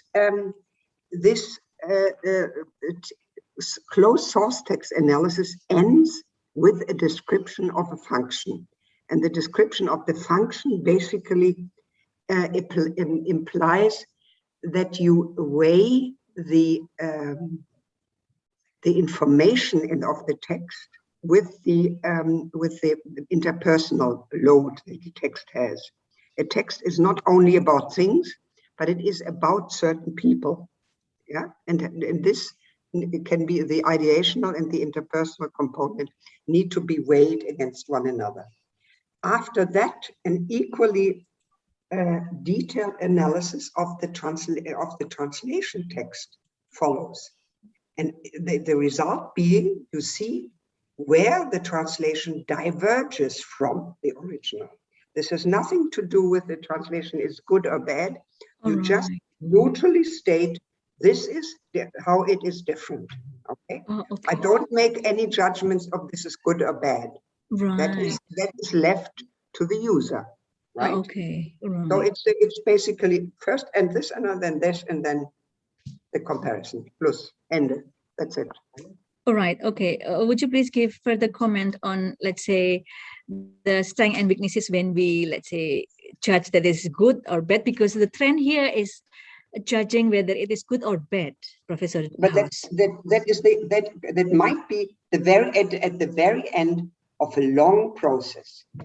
Then you have to say it is good in these and these points. It is bad in these and these points. In other words, it's a qualitative judgment. It's not good or bad. This is. I mean, otherwise, you know, would you have to say it's good because? But it would be because I like it or whatever. Or it's similar to what I've always done or something stupid. Right. So good or bad based on some, let's say, evidences, linguistic evidences. All right. Okay. Yes. Right. All right. So because we tend to, let's say, give mark here when we assess the quality of translation, 1, 2, 3, and then when it is 2, so it is so, and then when it is more than 2, then it is tend to be good. And sometimes the researcher did not mention, sometimes the researchers do not mention why it is good and why it is bad, and you know, sometimes it is good in that way, but in a particular way, but it is good in the other way. And it can be used, it can be, let's say, good to be used in this context, I think. Should it be like that? When doing research? Absolutely. What I also want to say about my models, people say, oh, it's too complicated, whatever. And then what I would say is, you can simplify it. It's not as in business. I don't have a patent on it. You can just quote house does this and that, but it's too complex, and I simplify it for your own purpose. But you can take basic ideas of a close analysis and etc. before you say any good or bad stuff. All right. Okay. Thank you very much. All right. I do. Okay. We still have 6 minutes to 15:00. Right. Is there anybody? Never mind. Don't force the people. They don't. No, probably they are still thinking or how to say that in English. We don't know. Sorry. All right. Yeah. Bu Joyce. Okay. Bu Joyce, please directly address your question to Ibu House. Right. Yeah. Hello, Professor Juliane. I'm Joyce. I'm actually students of Dr. Ida. Okay, very good. Yeah, and then in this time, I'd like to ask Ibu, or sorry, I'd like to ask ma'am. My question is, when we are translating tourism text that involves memories of certain experience to visit a place or certain kinds of, or have a contact with some places or some objects in the tourism site, what kind of a consideration should the translator pay attention when they have to translate the text, so that it can reach the functional? Yeah, I would immediately say it would be an overt. It's a case of an overt translation. Overt translation. Okay. The essence of this overt thing is that you leave it intact as much as possible. You don't, when you move over, it has an explanatory function. You should explain it to the new reader. Okay? That's why I mentioned the true cultural transfer happens here.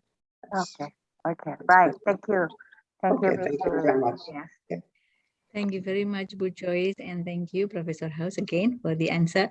Bu Joyce is one of the best students in my translation project class. Very good. This year, last semester, she has translated a book, because that's one of the requirements of the class. They have to translate and publish the translation. It should be published. Yeah. Okay. Very good. Yeah. Okay. Yeah. Right. Thank you. Yeah. Thank you very much, Bu Joyce. Okay. We still have 4 minutes. Never mind. Okay. All right. We can finish. Yeah. Okay. Would you please give the last, let's say, because, well, actually, I want to keep you longer here. But I believe the committee will get angry to me because it should close at. Why don't you buy for your apartment the latest book, Cross Culture? It's a very good book, and it also gives you a lot of methodology for research, etc. Very good. And the latest book I mentioned, Translation: The Basics. Are you aware of that? That's a very good. Yeah. I've got the book already. It's a very nice, very simple, and a very simple. I do agree with it. Yeah, I've read it and I have used it in my class. Professor Harris. Yeah. All right. Yeah. Okay. Probably you can deliver the last point from you for us who are now studying translation. I was very happy when I was approached. The last time I actually was in a conference in Jakarta, I remember. That is more recent. It's about 2 years ago, I think, 2019, I think. Yeah, but it's always a pleasure because lovely people, lovely country, my second home. Yeah, thank you very much. I do hope you can visit us again. Via email. Sure. Bye-bye. Sure. Take care. Thank you very much. Bye-bye. Okay. Bye-bye. Thank you. Right. Bye. It is a time. Yeah. Okay. It is a Bye-bye. time for me to end the plenary session. Thank you very much, Professor Juliane House, for the great presentation and great answers. And I would like to thank again to the participants for the valuable following discussion. Now I give the floor back to the Master of Ceremony. Okay. Okay. Bye-bye. Bye-bye. Thank you, Prof. Juliane Bye-bye. House. Okay. Bye-bye. Bye-bye. Okay, thank you, Mrs. Ida, for leading this session greatly, and for Professor Juliane House. Thank you for your inspirational topic, which has been shared to us. And this is the end of the last session of this international seminar. Thank you for your participation. See you in the next SEMIOTICS 2022. Wassalamualaikum warahmatullahi wabarakatuh. Okay. Bye-bye. Bye. Bye-bye. Thank you. Prof. Thanks, Frida. Welcome to campus. Thank you. Finally again. Thank you, Sharifah. Thank you, Pak Sugeng. Bye-bye. Participants. Pak Sugeng. Sampai jumpa lagi. Sampai jumpa, terima kasih. Thank you, Bu Ayu. Kapan ke Solo, Bu? Ditunggu Bu Ida. Ditunggu Bu Ida. Wes dikangenin mahasiswa. Terima kasih, Bapak Ibu.